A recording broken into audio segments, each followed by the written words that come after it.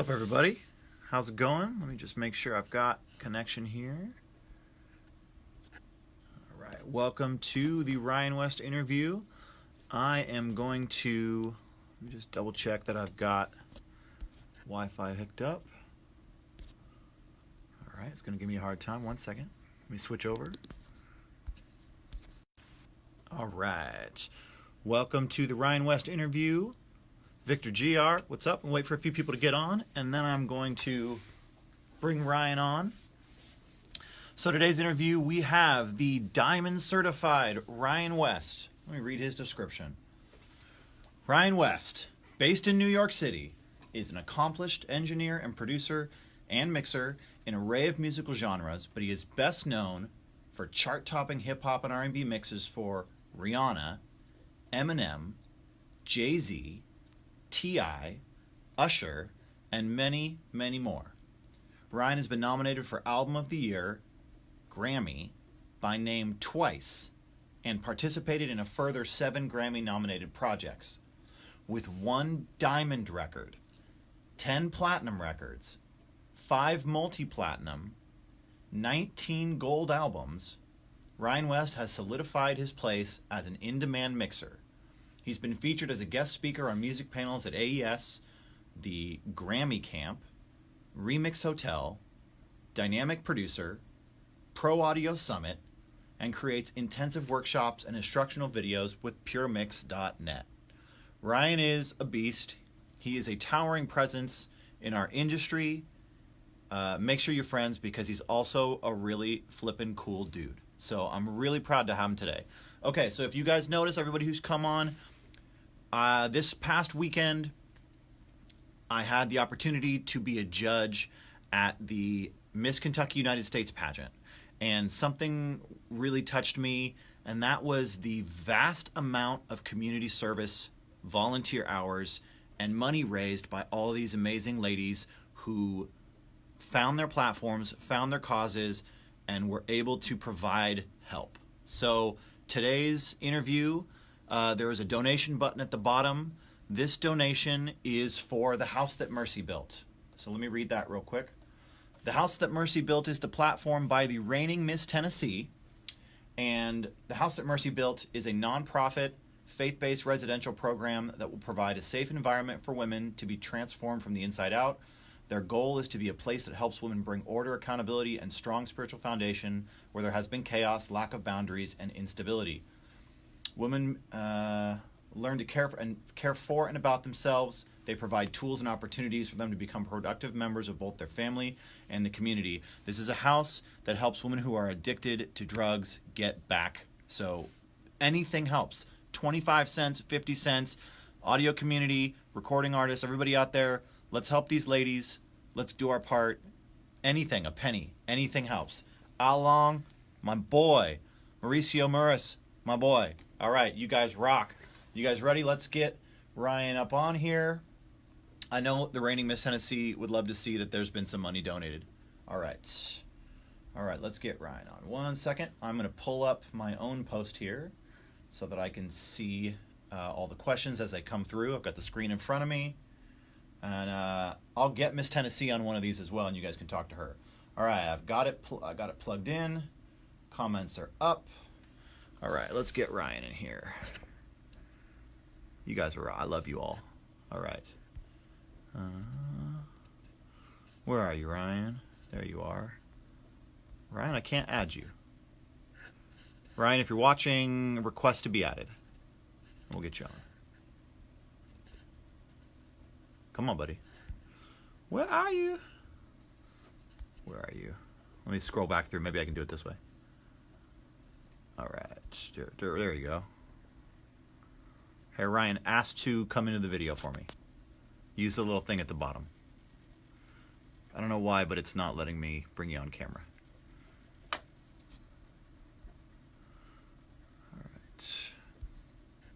All right, well, until I get the invite for Ryan, a couple of things I want to talk about today, specifically as someone who's at the top of the pile, who's worked with such an incredible array of talent like Rihanna and Eminem. They've seen how it goes down from the backbone. So what I'd like to do is I'd like to see if he can flip that, and let's talk about how we can establish careers for artists, and as producers, how we can establish careers for our artists. Let me see here. I know Ryan's there watching. Let me just double check. Ryan, are you on your phone? Let's make sure that you're on your phone. Yeah, 1 second. Let me try again. Yeah, you got to be on your phone, buddy. I don't know if that helps or not. Anyways, so what I'd like to do today is I'd like to get Ryan's opinion on what it takes to succeed as an artist in today's music business. I'd like to get Ryan's opinion on strategies. I'd like to get Ryan's opinion on what it takes to succeed in the studio. If you're a singer or if you are, there's so much content out there for mixers, for producers. So let's not do that. Let's switch. Ryan, you're on your MacBook. Can you switch to your phone? Do you have an iPhone or something? There's so much content out there about how to make compression work, but what I believe is more important for everybody that we're dealing with right now is it's much more important for all of us to understand strategy. How do we help our artists succeed, take it to the next level? We all want big records, right? Well, Ryan's got them. So let's talk about how we get them. How did he get them? Let's hear his story. Let's get him to tell us so that we can improve our careers. I'll do my best to try and stay out of the way as far as my opinions go, and I'm just going to play David Letterman. But as soon as he gets on, we'll bring him on. He's switching to his phone right now. So if anybody has any questions, now's the time. I will catalog your questions. So hit him up. Everybody who's donated, my big sis, Jessica. All right, there we go. Hold on. Sent. Add. Here we go. Got him. Hi, guys. And Ryan West interview. Here he comes. Yo. What's up, brother? What's up, man? I didn't realize it had to be a phone. You got a little static on your end. Okay, hold on. Can you do this? There you go. Well, can you hear me? Or no, I'm sideways now. Yeah, you're sideways. All right, it's cool. Can you hear me? Yes. Okay, right, cool. So here's the floor is yours, my friend. I gave you a really good introduction already. I read that off your website, but why don't you talk to our audience and just tell them about yourself and tell them what you want to talk about today. Hey, what's up, guys? Ryan West, of course. Thank you for the introduction. I heard a little bit of that. It was very generous of you. Thanks, man. It's cool to be here, man. And I got to tell you, Mr. Ford, great thing that you're doing here with the charity. I think it's really, really important that.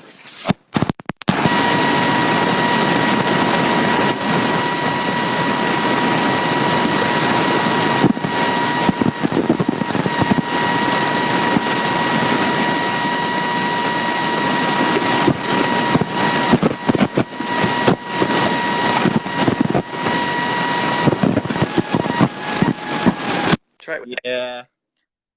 There. What? Okay. So the feedback went. You had feedback. It went away. All right. So it's the headset. Okay. So let's get it up. That's all right. We got. Okay. Well, I was saying thank you for supporting the charity. I mean, I think that's really interesting that you're making that a part of your web chats. I think it's really cool to get more people in our industry to support stuff like that. And that particular cause, I think, is really worthy. So cool. How fun was it to judge that contest, man? It was pretty amazing. You know what's interesting is that I would say it wasn't fun. In the sense that it wasn't like a great time. I wasn't just like hanging out like, it was really hard. And I was sitting there and I wanted to do a great job. And I didn't want to be like stereotypical cliche guy sitting there like drooling. Like I wanted to treat these ladies with respect. Right. And even though I was judging them, I wanted them to be well taken care of. And I wanted the right ladies to be put forward. It was a lot of responsibility. So I learned a lot, and it definitely made me reflect on what I'm doing for my community because they inspired me. And so hopefully it inspires everybody else out there as well. I think the world is better with pageant queens in it, and I can talk about that later. But let's talk about you. Hi, April. All right. So first off, tell us a story about how you got your start in the music business. Okay. Go back. Well, I was a musician since I was a pretty young kid. I think I started, my brother played guitar when we were both, preteens, maybe like 8 or 9 years old. He started picking up, and I had a couple of lessons, but I was never particularly great at it.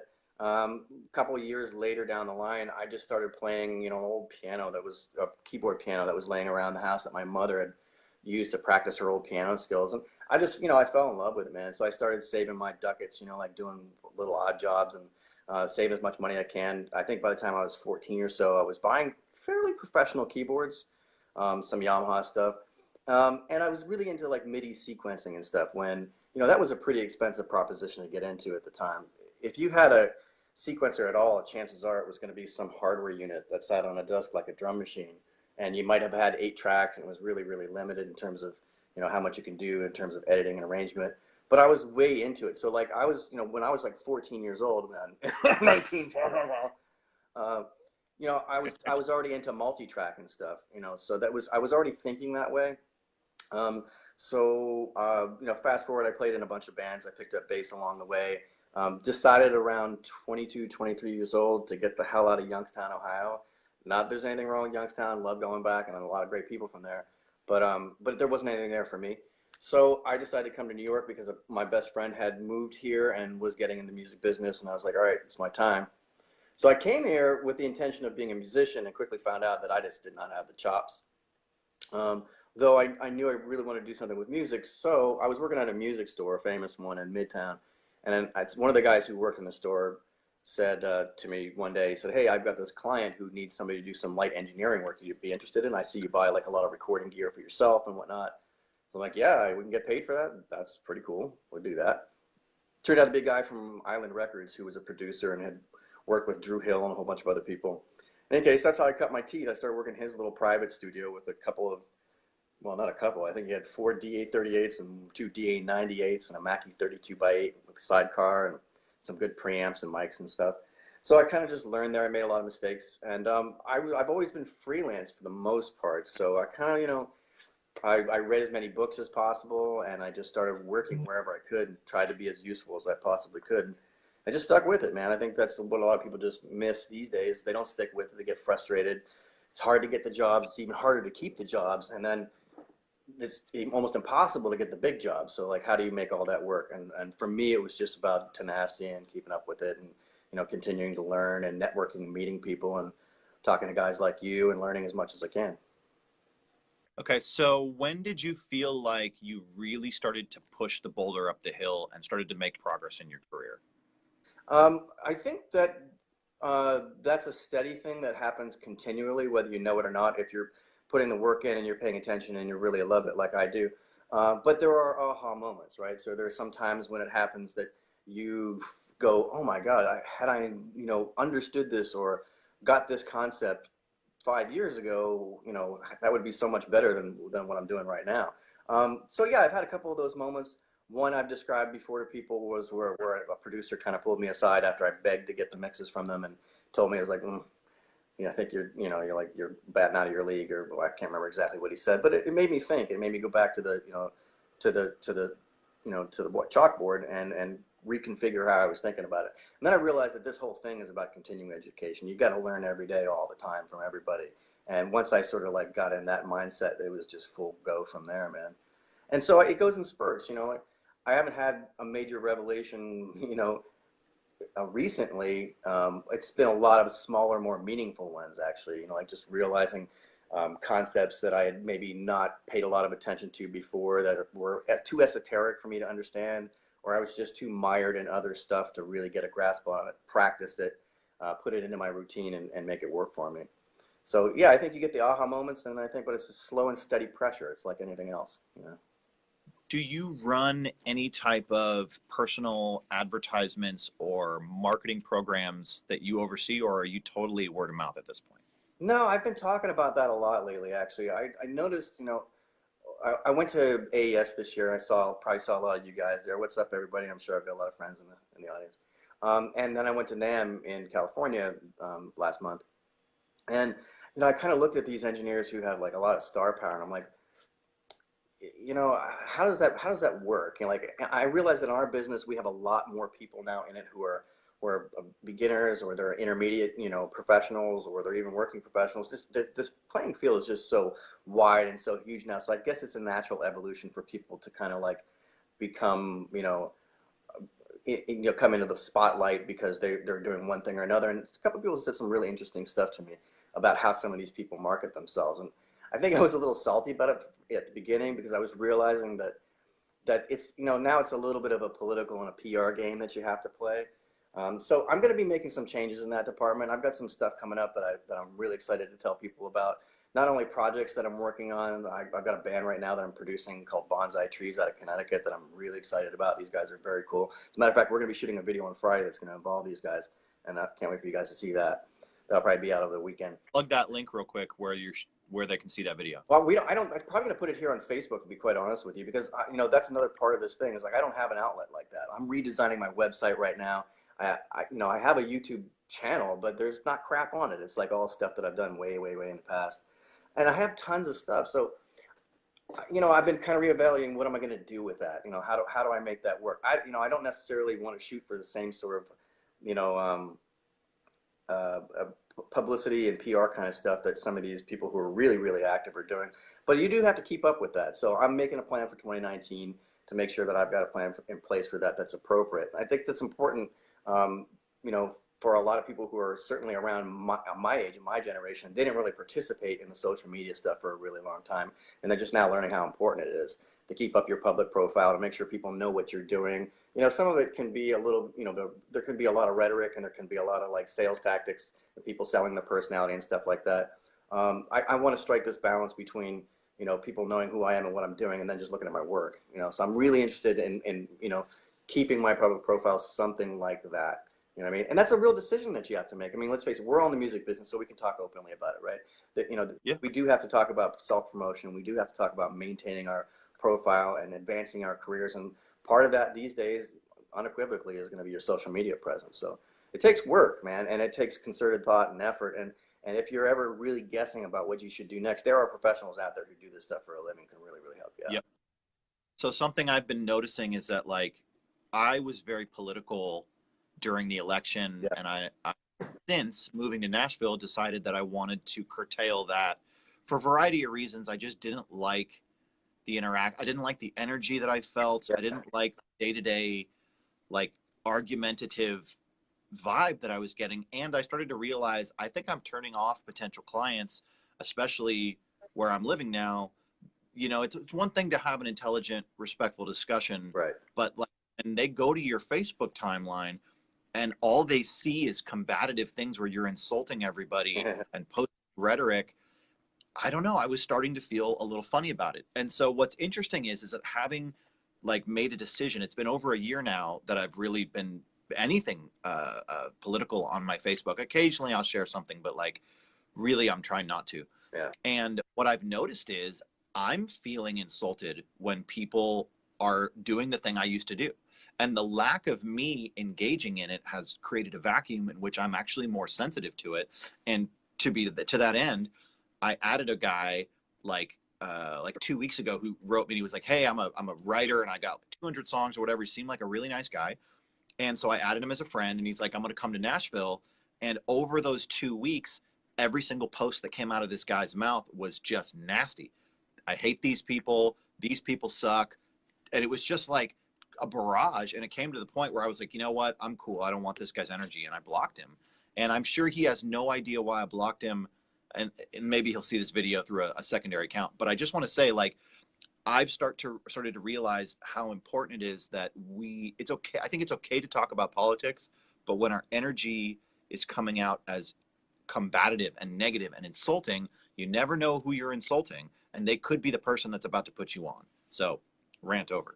I mean, that's true. I mean, look, it even applies in your own family. Like, if I start making political posts about one political feeling or another, or some notion that I have about something that's currently in the news, and I do it occasionally, usually when there's something pretty egregious, that's when I'll just say something. It's usually tongue in cheek, and it never goes into argument mode. I get really turned off when I see somebody's Facebook page full of terse political language and rhetoric, and it doesn't matter whether I agree with their political ideas and ideologies or not. It really has no bearing on that whatsoever. If you're consumed with that on social media, it kind of sends a signal about how you want to engage people, and that Yeah. you kind of like internalize that stuff a lot. And I think we all did in the 2008 election. Like we got into this mode where we really internalize politics so much, and it gets so deep with some people. And shy of, I mean, yeah, it's a good idea to not try to offend people that could possibly be your colleagues or your clients or just people who admire your work. I mean, I think that's just stupid to begin with. But I think it's just negativity overall, like you said, and I don't need much negativity in my life. I think it's incumbent upon us who work as producers, mixers, and whatnot, facilitators in the business, to set tone, set mood, set attitude. My artists look to me too when they come into the studio for stuff like that. Part of the reason why they like working with me is because I'm willing to do anything to make it a freaking good time, man. Yes, including wear Tabasco shirts. Yeah, this is like my corny Midwest shirt, but I like it. I don't care. I love it. I'm just teasing you. I have a Breaking Bad.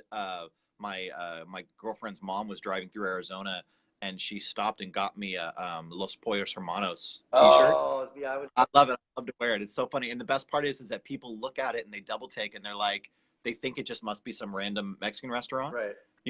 And they don't get it. I know. I don't say anything. It's really funny. Occasionally, someone sees the shirt and they're like, "Oh my God, I love Breaking Bad." It's really funny. Okay, so political stuff over. I want to just touch on this marketing bit one last thing, and then we'll move on to helping artists, because that's what here today. You guys don't mind if I smoke crack while we do this, right? Oh yeah. Do you? So what? Light. What do you recommend? Like, with the things that you talked about, you said you were hearing all these little things about what the top producers and the top mixers are doing to market themselves. Yeah. Aside from hiring a PR agency, aside from hiring an internet promoter, what are some strategies that producers and mixers can do that you're saying the big dogs do, or that you might be employing yourself that you feel comfortable talking about? Oh yeah, I mean, the number one thing. Their... Yeah, the number one thing is, sorry to interrupt you. No, it's good. It's good. The number one thing is stay active. Just do it as much as you possibly can. And listen, if you don't have something like cool to post about, you can always like talk about all kinds of different stuff. Talk about experiences that you had. I mean, I want to do this little series of videos, and maybe you guys on here can tell me if you'd be interested in this. Just a couple of minute videos each, just about aspects of being a professional engineer, being a professional mixer or producer, and dealing with the business as it is. So dealing with independent clients, dealing with invoicing, how long do you have to wait? What do you expect from the record labels? If it's one of the big three, how does it work? You know what I mean? Jumping through the hoops of something like, like I work a lot with Universal Music Group, in particular Universal Republic. And, as a producer, I brought a lot of artists on board to work on records. And some of them are pretty surprised about the paperwork that you have to do. And they see it as sort of like an intrusion. And I kind of like cock my head sometimes, like, really? Like, you're going to do a major label record project, get your name out there, and get paid well, by the way. It's not even about the money.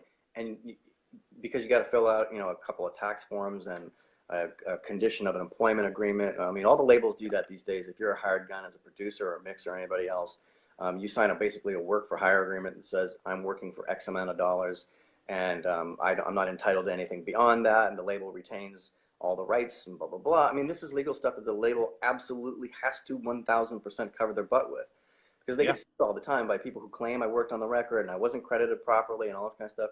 And they know that mistakes happen with accreditation and with payments even sometimes. But I've done a lot of work with Universal over the years, and they have their own system. So you got to get into the system, which is to say you get your tax information to them and you sign the agreements and all that kind of stuff. These are little things that when you're negotiating that world, and if you haven't done it before, might surprise you that it takes some time, it takes a little bit of effort. But that's the gateway to working with the major record labels. If you want to work at that scale, that's what you're going to have to do. So there's a lot of little things like that, and just about like how to deal with personalities and what your role as a producer in a studio should be, as like sort of the grand therapist and the manager and the coffee getter and the guy who cleans up the spill when drunk pants over here drops his beer. I mean, you got to wear a lot of hats. That's just part of what we do. Unfortunately, people don't recognize that you don't ever stop doing the menial stuff. You just add more and more and more to your to-do list every time. Yeah. I got hired to do the KitKat commercial. Basically, this is a quick story I'll just tell real quick, because pointing off your story, is that a good friend and client came to me. He works for Paramount Network, which is Viacom. He told me that KitKat had lost their original multi-track tape for the original KitKat theme And so they wanted to do an updated version, so they hired me to recreate the original. Obviously I didn't do it Okay, exactly. I wait, did the that's best. really cool, but please go on with the story. Oh, yeah, I'll show it to you. So, but that's well, okay. So, and this wasn't a huge gig. This was, it was, like $1,000 or no, whatever. But it was a good little gig, and great guy that connected me. Just to be able to do this, they ran a full background check on me. I had to submit a lot of stuff because that Viacom was not interested in working with anybody who could possibly bring the brand down or bring in any type of lawsuits or anything like that. So in order just to do this small gig, this was like an afternoon thing, like 4 or 5 hours, rock it out, give it to them, and they'll take it from there. And they had 3 social media influencer ladies sing a Christmas version of it, and they put out a music video. If you guys want to watch it, it's on my website. It turned out really great. So it's 3 Nashville-based influencers, and then I added a little like bell tone to do like Christmassy vibe to it, but they wanted the multi-track so they could go and they could use it for a variety of things. But like I said, I had to do a background check. I had to do full contract, signing over all rights. And then now that I've done that, I'm eligible for more work under Viacom because I'm in their system. I'm literally in the books now as an approved vendor. So to Ryan's point, for everybody who's watching, you have to open up these accounts. You have to jump through hoops. Just do what they're asking you to do. Be easy to work with. Give them what they need. Don't sleep on it. Don't let it wait a week. If they email you at 3:55 and they're like, hey, I need this paperwork at 3:56, give them the paperwork. You still there, Ryan? Oh, we lost him. All right. Lost connect. Well, for everybody who's there, we'll get Ryan back. We'll get him right back. Add him back in. So anyway, while we're getting him back, be easy to work with. That's, I think, the number one thing that I think Ryan is telling you, and the thing that I would say, be easy to work with, especially for the corporate accounts, because these people can write you off and then you're done, right? They're not going to come back to you if you are a jerk. So, Absolutely. Okay, so tell me what it was like when the first time you got the session files for Eminem and you pulled up the mix and Eminem's voice came back to you. What did that feel like? Well, it went down a little differently than that.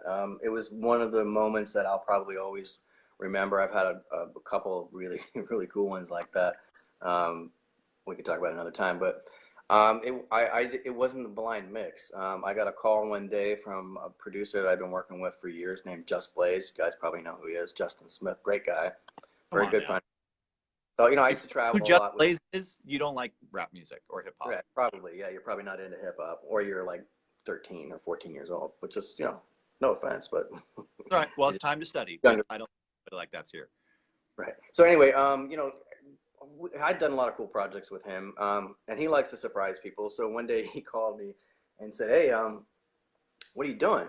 And I said, well, I guess you're about to tell me what I'm going to be doing. Or what he said, what are you doing for like the next week or two or whatever it was? And I said, I guess you're about to tell me about what we're going to do for the next week or two. And he goes, all right, can you be on a plane tomorrow? I'm like, yeah. What are we doing? He goes, we're going to Detroit. And I said, no. He's like, yeah, we're going to go work with Marshall. Really excited, like that 24 hours, 48 hours between the time you get the notice for something like that, you've been picked to go and do something on that level. You're pinching yourself. You're like, oh my God, I can't believe this. Like, and you think about all kinds of crazy stuff, just like you think you would. Like, when I was, 10 years ago, when I was really struggling to get into this would be unimaginable to me. Like, I wish I could go back and like tell my younger self, like, hey man, it's going to be cool. Just keep working on it. There's actually a word for that. I was reading some list today of words that were, about feelings that you have that can't be described necessarily very easily. So there's a guy that wrote a dictionary, and there's actually a word for that feeling, about remembering that you were rather thinking about what you might tell your younger self if you could go back in time and give them that kind of information. So that's the kind of things you think about. You just kind of get excited about it, and you try to put it in perspective. And then, by the time you get there, you got to have your professional game face on. You got to be ready to go, man. I mean, that's part of the secret in this business is, not only being good enough and capable enough and really spending your time, owning your craft as much as possible, but when the opportunities come up, have the balls to take them and then go execute, like a professional, the best you possible, best of your ability. So, I had a pretty big advantage in that scenario, and in a lot of other ones. I was walking in with Just Blaze, you know what I mean? So we were already like I didn't feel like necessarily like the lowest guy on the totem pole, though I pretty much was. But we get on a flight, go to Detroit, and get a limo service to his studio, which is out in the middle of nowhere on 9 Mile. And you walk into this cinder block building, and then it's Effigy Studios, which is his place in Detroit, which is a really cool space. It's beautifully appointed. They redid it very nicely. Everybody there is super cool. Overall, it was just an amazing experience because I got to spend a lot of time in the room with him, his two guys, Mike and Joe Strange, who work at Effigy, and Tracy, who's kind of like his right-hand person. And it was a very personal, friendly experience. We ended up being there for a good amount of time. We even took a trip down to Vintage King and bought like a crap ton worth of gear. I mean, like, maybe $70,000, $80,000 worth of gear, some for Marshall, some for Just Blaze, to continue working on the record. So yeah, overall, stuff like that's an amazing experience. And when it does come up for you, and I hope it comes up for all of you guys, you take it as it comes, and you try to remember to be as professional as possible. You remember what your mama told you when you were a little kid. Be courteous, smile, say please, thank you, yes sir, yes ma'am, no sir, no ma'am. And you try to be as on point as you possibly can. Get good sleep, eat well. Those things are kind of really important, especially if you're going to go on like a 3 or 4 week bender with an artist and you're just in the studio with him 16 hours a day, which is basically what we were doing. That happened a lot with Just Blaze. He was very serious about getting work done, and he spent a lot of time, every day working really hard at it. And I had to be there 100% for him all the time. So yeah, at that point too, I was fortunate. I had a lot of good experiences with other artists who I was enamored by. I had worked with Dr. Dre, and I worked with Jay-Z, and blah, blah, blah. So you don't get starstruck anymore at a certain point, even though that might be a personal hero of yours, which Marshall certainly is. So I guess later on, when you were a little bit more experienced, you learned to soak it in a little bit more. In my younger years, I probably would have been geeked out a little bit more, but That's amazing. Okay, so here's another question. You were in the studio, locked in the studio. I imagine there was a lot of smoking happening, a smoking leaf happening, nothing. Was it totally clean and sober the whole time? No, the funny thing is whatever the image that people get of what it's like to work with these bigger artists. I mean, there are a few exceptions, don't get me wrong. And there's been a lot of smoking and a lot of, other substance activity over the course of my career. And because I've worked with a lot of different types of artists from all kinds of different genres and from different eras and, and with different ways of thinking and about what you do in the studio. But by and large, the biggest hip hop artists that I've worked with, and I can name them for you. I mean, Kanye, for the most part, didn't drink. And he never smoked any weed. Just Blaze never touched a joint in his life. I don't think I ever saw Just Blaze have a drink of alcohol until about 6 or 7 years ago, and it was a total shock to me. He's a very straight-laced professional guy. Marshall the same way. If you know anything about his history, and I don't want to talk about people out of school because I don't have personal experience with Marshall this way, but this is just a public story, is that, he had a problem with pills, and it became, very serious for him health-wise. And so he didn't tolerate any of that stuff being around either. I've been really unfortunate with these big projects. It's not been clouded by anything like that. Right. It's all very professional, and I think to achieve that level of success and proficiency, you gotta have your head screwed on straight. And so I really appreciate that as somebody has a tendency to drink more than I should, to not have that involved in my professional career. And I appreciate these people's dedication to the job. I mean, they see it as a job. That's part of what separates some maybe independent or acts, artists, or producers who lack experience in the professional world. Is some of them think it's kind of a party. It's not. It's a job. You're building a business. You're trying to create a product that people want to buy. Unless it's a vanity project and you're just making it so you can say you make it, or you're trying to please your mom or some girl or something. Yeah. But in general, I think professionals really have their heads screwed on straight. And when they don't, and I've been in this situation too, and I certainly will not name names. That'd be silly. But there have been a couple of artists who kind of like were going off the deep end a little bit, had problems with mostly alcohol, but almost always a lot of weed and some other stuff. You see the people around them who are counting on them to be there, and to be fully aware and to be, spending as much energy and time putting the energy, creative energy into a product, so that you can expeditiously and for a reasonable cost get it out and onto the shelves. I came from the era where there was a lot of, extra money floating around, in the music business in the late 90s and the early 2000s, when people felt confident to spend money on ventures like this and artist development. So artists sometimes felt free to sort of like, let their creative freak flag fly, which, in those days it worked because you didn't have to worry so much about, am I going to have to book another 2 days in the studio to get this done because last night's party was just too ridiculous. They don't do it anymore as much. I don't see it anymore as much. Yeah. Part of the reason for big studios in Manhattan not making the kind of bucks that they need to make in order to cover their rent and their nut every month for huge electrical bills for these consoles and whatnot is that, they had to keep lowering their rate because obviously equipment became better and better and you can work on your own. And so they just weren't able to charge $2,500 a day anymore. Not most of them. There are still a few left that can get away with that because they offer a premium service. But yeah, budgets used to be a different thing. And so now people are really focused when they do get time in the studio, and especially if they get time with somebody like me, like, let's face it, I'm not charging $20 an hour. It's expensive, when you boil it down. If you want somebody like me to record with, you're going to be focused when you go into the studio. You're going to spend time to get, to make the most out of it. So that's more what I see these days. Not a whole lot of that. It used to be back in the day that you couldn't walk into a studio and breathe without getting a contact high. We've got a question here. I'm going to butcher his name, but it's Nixoc with a little underneath it. And he said, Daniel and Ryan, if I may ask, what are the criteria for collaborating with an independent artist, in parentheses, from the moment you can hear the music is proper, end parentheses, just a message is enough? So he's asking, what is your criteria for collaborating with an independent artist? And I'll tack onto that. How often do you get to work with younger artists where you might slash your rates a little bit to make sure that you can actually make it work? Rarely anymore. I feel like, I think you can be at a place in your career and in your trajectory where that makes total sense because you've got some time to invest in it and you get as much out of it as maybe the artist might in the end because it's a learning experience, it's practice, it's sharpening your skills. It's networking, it's meeting more people. So, because of course, every new client that you start to work with, immediately you're part of their entire ecosystem, right? So you now are talking to not only them, but you're talking to all the other clients that they work with. You're talking to their friends, the people who listen to them. That's again, going to be added to your sort of, social Rolodex. So these days, I'm really, really, really, really, really picky about it.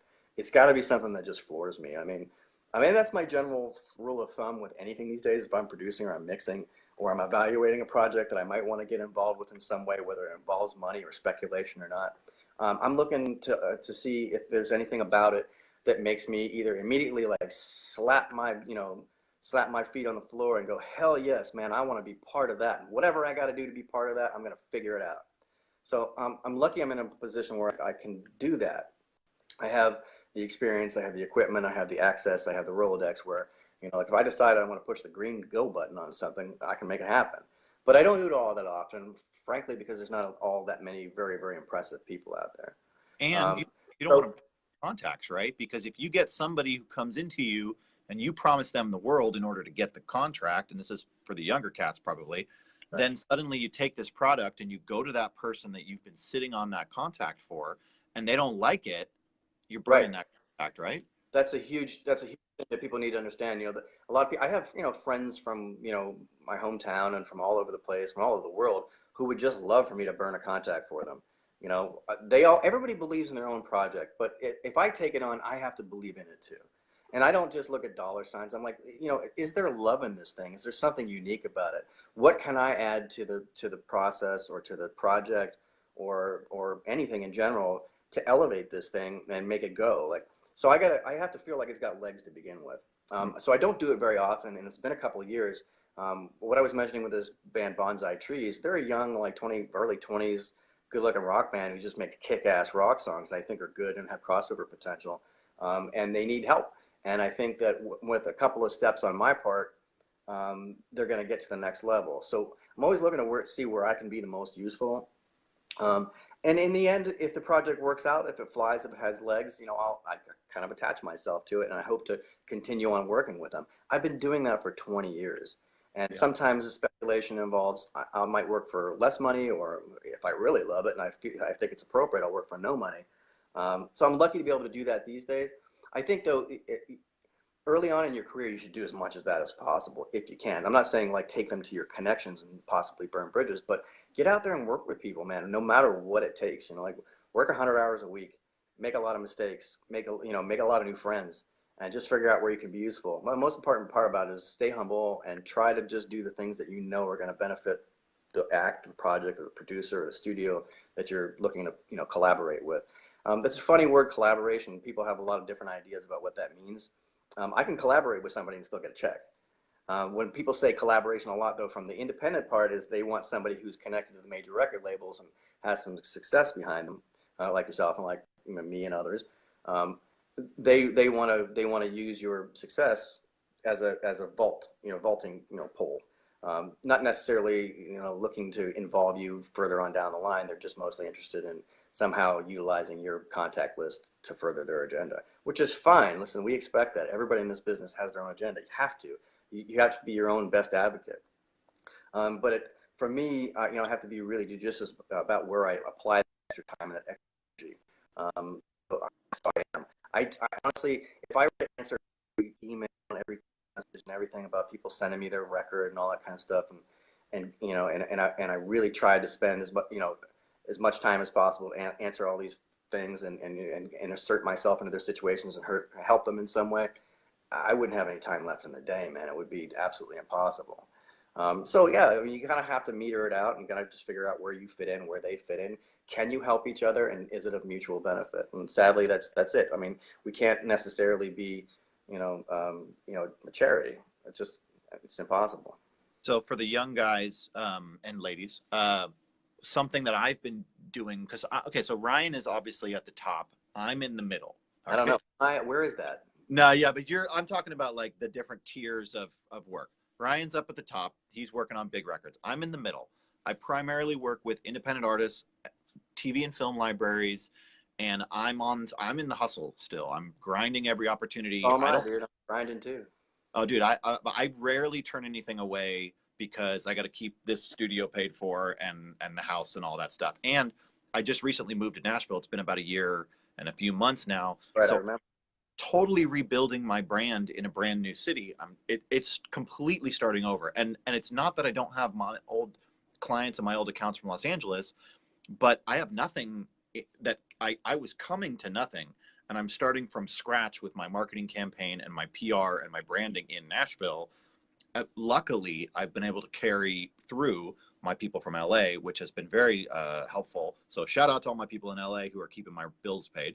But I'll tell you, for all the young cats coming up, one thing that I've really been saying to myself is I need to move more and dedicate more into the TV and film world, because it pays really well. The Right. people need constant injections of content. They want bigger and better libraries. They want fresh music. There's a lot of money fluxing in. And so like in a town like Nashville, where all the singers and songwriters are totally broke, they're working day jobs. They don't have if I go down to Broadway, the singers and songwriters don't have $20,000 to record an album. They don't. It doesn't exist.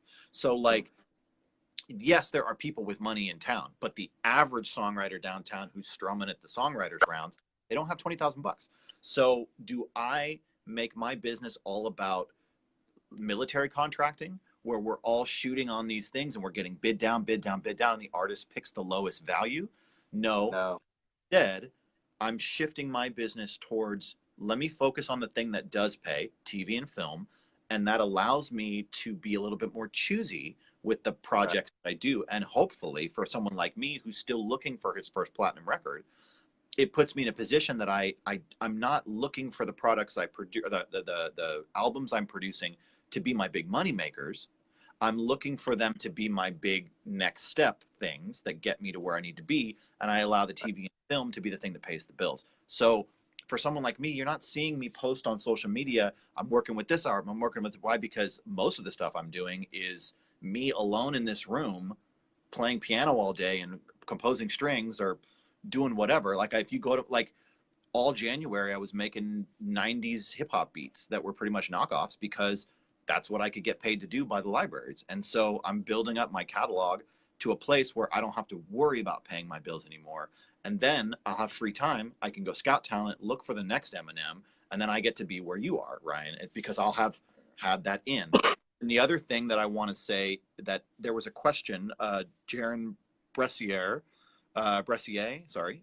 What did you guys do to yourselves to get yourselves in front of labels? Well, I think that Ryan answered that.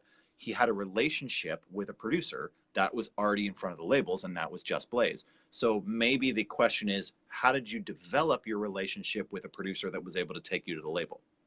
Yeah, that's a very smart question, and one that I think is even more relevant today, because there aren't, as an engineer, if you wanted to grow 10 or 15 years ago, you would go and get an internship position at a major studio if you could manage it. And at that time, there weren't that many SAE and Full Sail graduates, so they, had a little less of a pool to choose from. So you'd likely, at some point, if you were tenacious, land some internship gig somewhere, or if you're really lucky, as an assistant. And that was your in, and you could meet people, and you could do your networking from there, and then you might get a small job here and a small job there, and that would, snowball for you. Now, these days, because most people work independently, because they don't want to pay, $2,000 or $1,500 a day for a big studio and an engineer and all that kind of stuff. How do you meet these people? Well, it's networking. It's getting involved in groups like this. It's Facebook groups. It's being on Reddit and talking to people and learning who your colleagues are and seeing what they're doing, and who they're working with, and associate yourself with those people in some way if you can. As a young engineer, a young mixer, or a young producer, your best bets would be to ingratiate yourself with them by trying to be helpful as much as possible. Is there something that you can actually do for this person? Now, I've heard some pretty ridiculous stuff, I'll clean your bathrooms, if I can sit in your session once or whatever. First off, sitting in my session once is not going to really help you at all. I mean, maybe it might be a fun experience for you or something. And I wouldn't ever think of having anybody clean my toilets or do anything ridiculous like that, to gain knowledge. I think there is a path in, and I think it's really through community and networking. Now, we lost a lot of community, especially here in New York, over the last 10 years with the large studios closing. And so therefore, you weren't, as an assistant or an intern or even a first or a second engineer, you weren't able to walk down a hallway and go, hey man, how you doing? Haven't seen you in 3 weeks. Really cool what you did on that Britney record or whatever. There used to be sort of this sense of camaraderie and community. I think people are starting to bring that back, though. There's a really cool guy out here in New Jersey named Christopher Saylor, and he runs a studio. Forgive me, I forget the name of it right off the top of my head, but he's here on Facebook. Really great guy. I've talked to him a number of times and met him a few times, and he started this thing called the New York Audio Lunch, which is... I think he's actually watching our video. Oh, cool. Hey, man. Yeah. So he's totally on to what, to something that we've been missing for a really long time. And it's just, have community, a place where people, professionals who are actually, either working in the business or understand, this stuff that you've got to do in order to, create the right sort of relationships to ingratiate yourself with the community and continue to learn. And it was really, really cool. I met a number of people that I didn't know before who are doing cool stuff. And I met a couple of people that I do know, and I'm interested in getting more people involved. He's one guy, amongst a whole lot of people here in New York City, but he's making an effort, man. And he's, I think he recognizes the need for that sort of thing. And it's happening in other places too. I have some stuff that's going to be coming up. I mentioned that I have some stuff I want to talk about very, very soon. But just to give you a little idea of what's going on with me, behind me you can see my production setup, and I can actually do mixing out of here and whatnot. It's not a perfect room, but it's in my New York City apartment. Don't have a ton of space, right? I'm not Bill Gates. I can't have a big fancy apartment. I live in a regular apartment in New York City. That's also why I came to Nashville, because I could never have this room in LA because it would cost times. And this is a true story. I know clients because I was finally, right before I moved, able to get in with some very rich people. As far as clients go, I had one client who lived on Malibu Road. Great client. He owns the Pistons. No joke. So wow. I was doing some, basic audio engineering stuff for him. And, he had a home studio and he needed someone to come in. It was never anything high profile, but he was a great guy. I built a couple studios, little project studios for him. So what I learned in talking to their people is that the people with the level of money that they can own the Detroit Pistons actually lock out rooms like this permanently. And there Yeah. are rooms in Hollywood, there are rooms in Los Angeles that like this that are totally locked out because they need bragging rights. Like they want to have the ability to be like, hey, I got this studio, let's go down to the studio, and they're bringing their people down, or they just want to party in a studio. It's like having another car. Because when you think about it, these rich, like half a percenters, they've got the Ferrari, they got the Lamborghini, they also got the studio. And so it's trippy because I was looking for rooms like this and I could never find anything. So I finally made the choice and said, you know what, I can find something here at the Sound Kitchen, and it's a fraction of the cost of LA.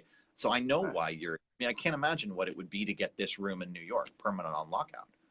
I can tell you. I can tell you because I'm about to do it. Yeah, no. I've toyed with it for a really long time, and I can't say too much right now because not everything is 100% finalized, and we don't have an actual date. Well, we kind of do have a target date, but things are about to get a lot more French. Awesome. With Ryan's music. Awesome. Some of you guys are going to know what that means. Some of you guys won't. It's okay. But watch this space. I'll be talking about it sometime very soon. We're going to do a whole rollout with. Interesting that you mentioned public relations stuff and social media and all that kind of stuff. It's part of my plan to sort of take advantage of all that and have a little bit more presence and be a little bit more reachable. I mean, it's kind of right now, like the only way you can get to me is on Facebook. Which is cool. Like I talked to tons of really cool people here, man. I've made a lot of friends on Facebook, and a lot of them are here right now. What's up, guys? We have a great community. That's been super awesome for community, but I'm always looking for more ways to do that. I'm always looking for more ways to get involved in teaching and whatnot. I do stuff with the City of New York and the Grammy chapter here in New York, where we do Martin Luther King Day mentorship program. They bring in 50 professionals and 50 kids from creative programs all around the 5 boroughs of Manhattan or of New York City. And we do this speed mentoring thing where you talk to one young person for 3 minutes and then they get up and move one chair to the right and then you can talk to another one. Man, and I learn a lot talking to these kids, man. It's I love that. If you guys ever really want to like really get in touch with what's going to be happening 5 or 10 years down the road, start talking to these kids who are in these programs and put in some time. Give back the things that you maybe didn't get when you were a young person getting into this business. I didn't have any real mentors in this business. Nobody helped me out. I kind of just jumped in with both feet and took off running. So I wish I had some way to learn about all the other kinds of jobs in the music business. Hell, I didn't even know what an engineer did until I was in my late teens, maybe early 20s, and even then I had just a small grasp on what the job would eventually entail. I'm so glad I found what I did find because it suits me perfectly for a lot of reasons. But spent a lot of time trying to educate kids about what jobs are available. Like what can you do in this music business? There's so much other than just being an artist or just being some hit producer. Like one of these guys are on TV.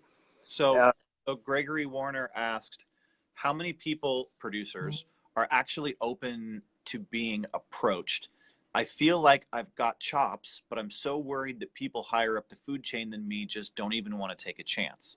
So offer it for free. Offer it for free. I mean, listen, any business that you start, whether it's a donut shop or whatever it is, let's say you're going to open a donut shop, right? And you're in a town where you don't know people. What's the first thing that you want to do? Go meet the people who you want to buy your donuts.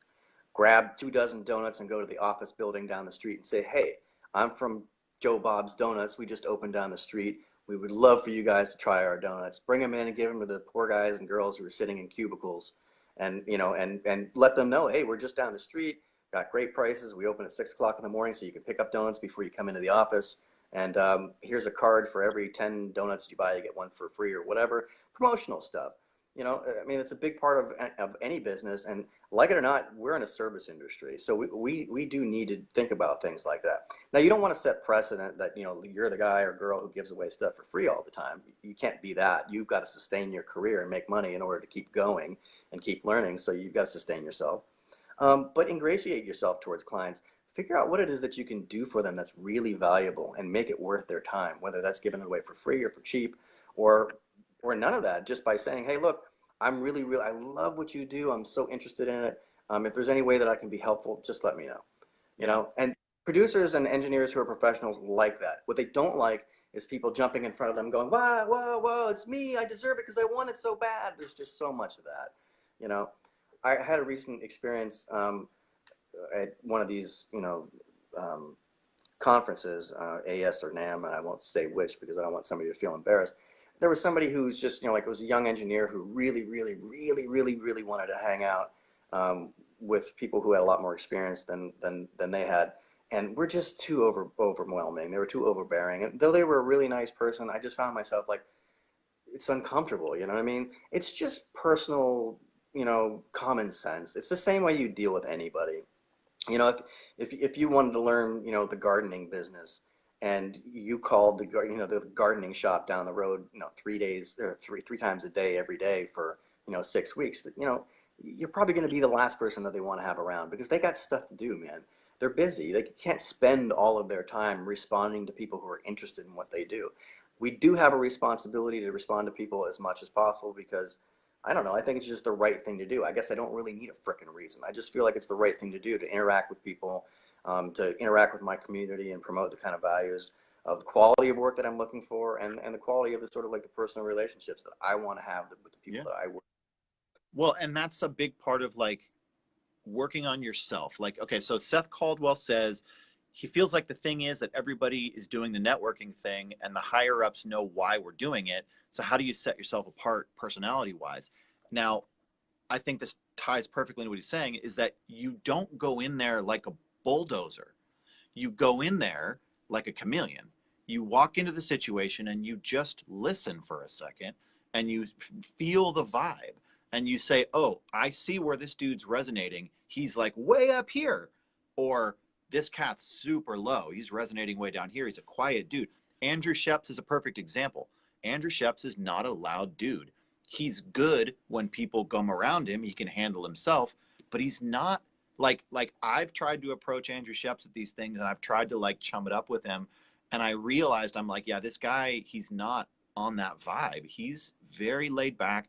He's a spiritual vibe. It's like get a Moscow Mule or two in him though, and it's like, well, there you go. But that's the trick, right? You have to learn these people. You have to like match their vibe.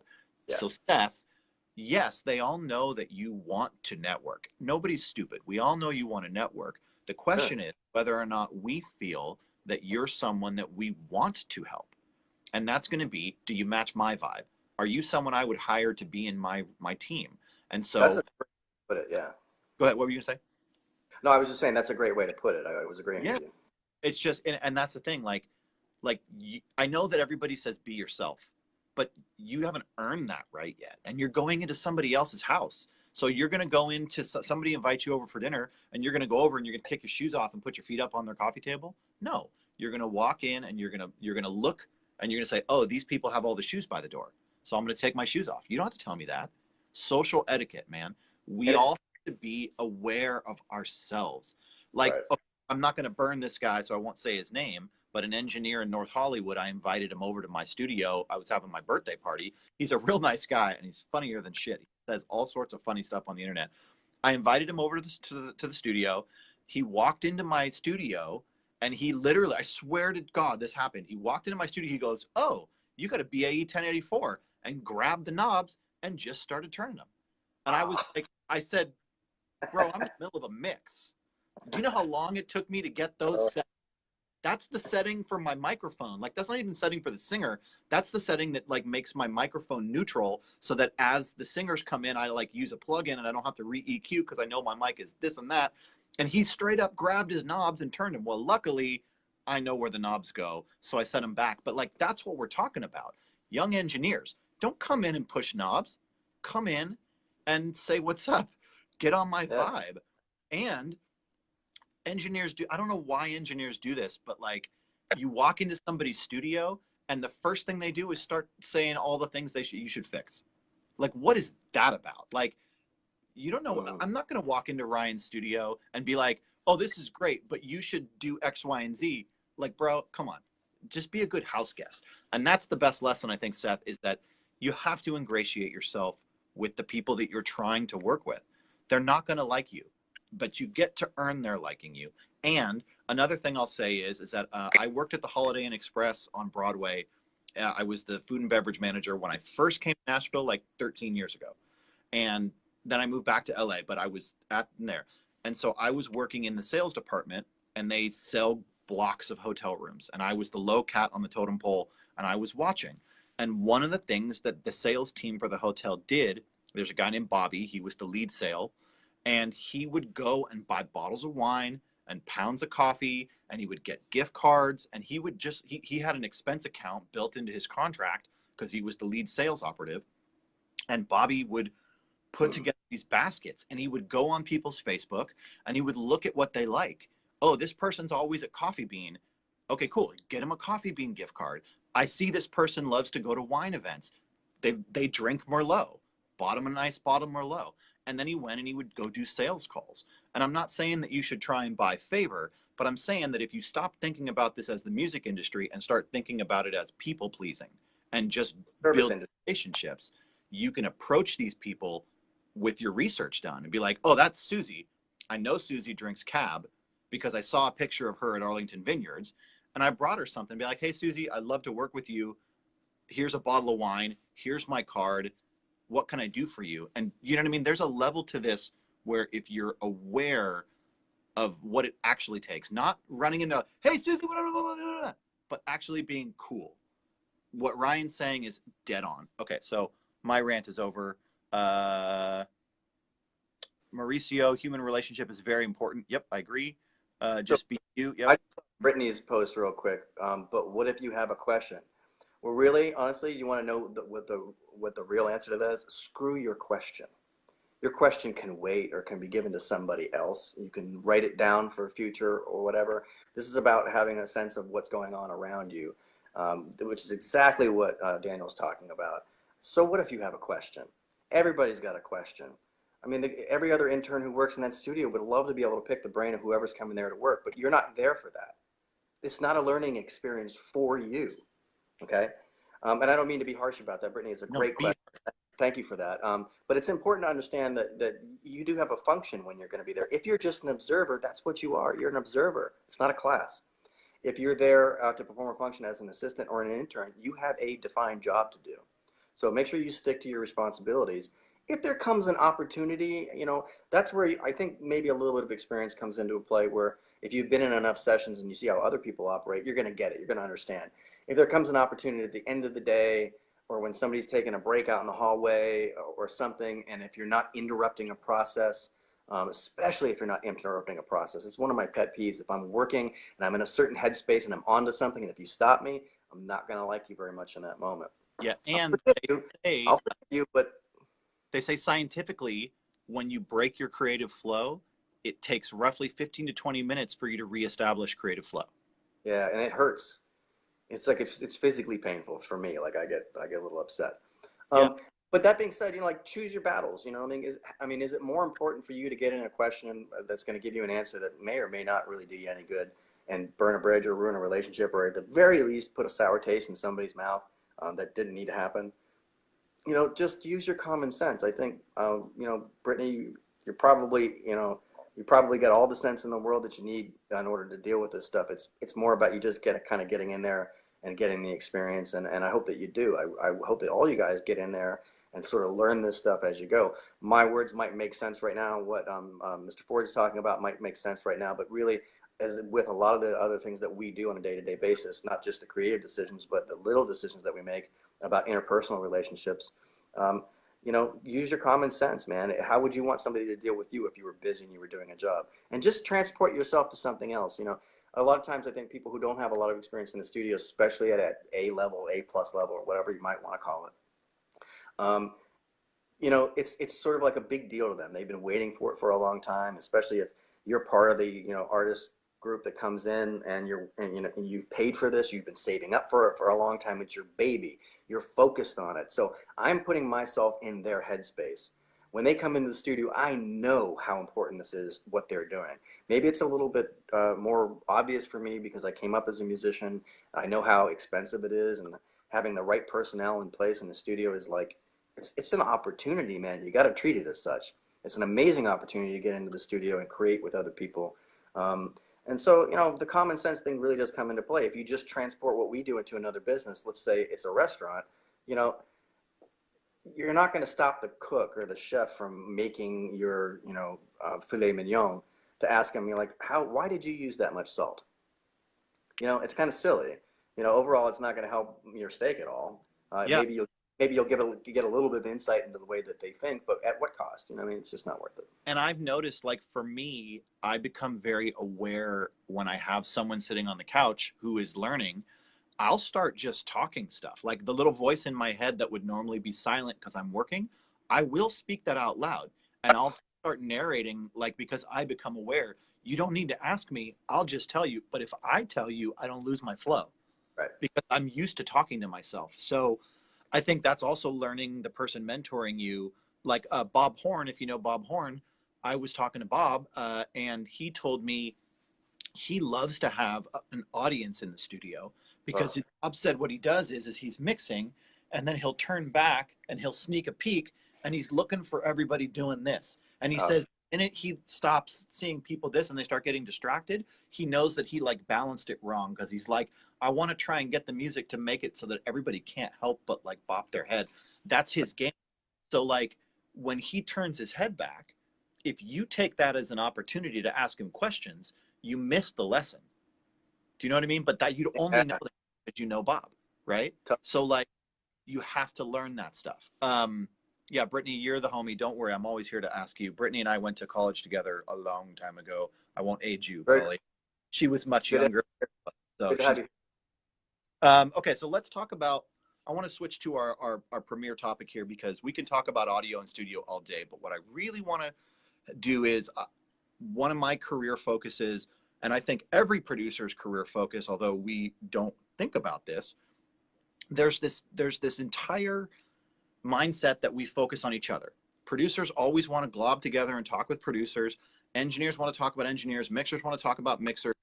But what we really should be doing is learning how to help our artists can begin their careers and launch and thrive.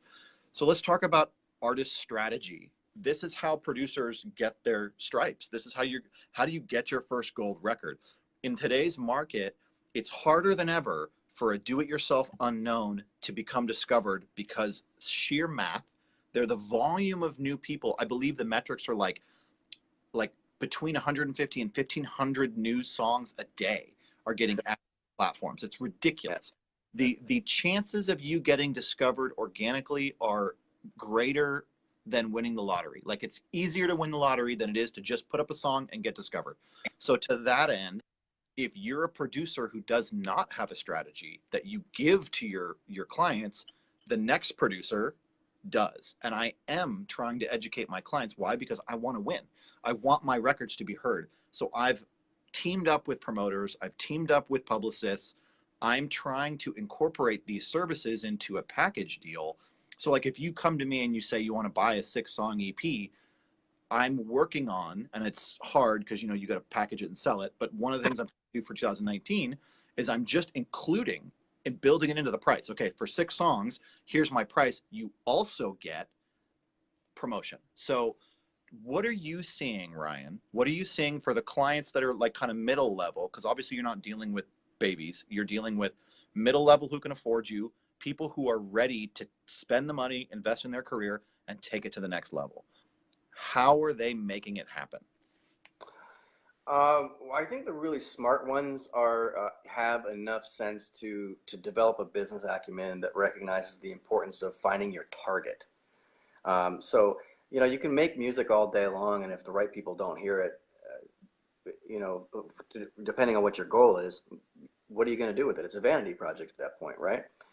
It's great your mom likes your songs, and it's great your girlfriend thinks you're awesome, or your boyfriend, or what have you. But you're really trying to get the attention of somebody who can help you.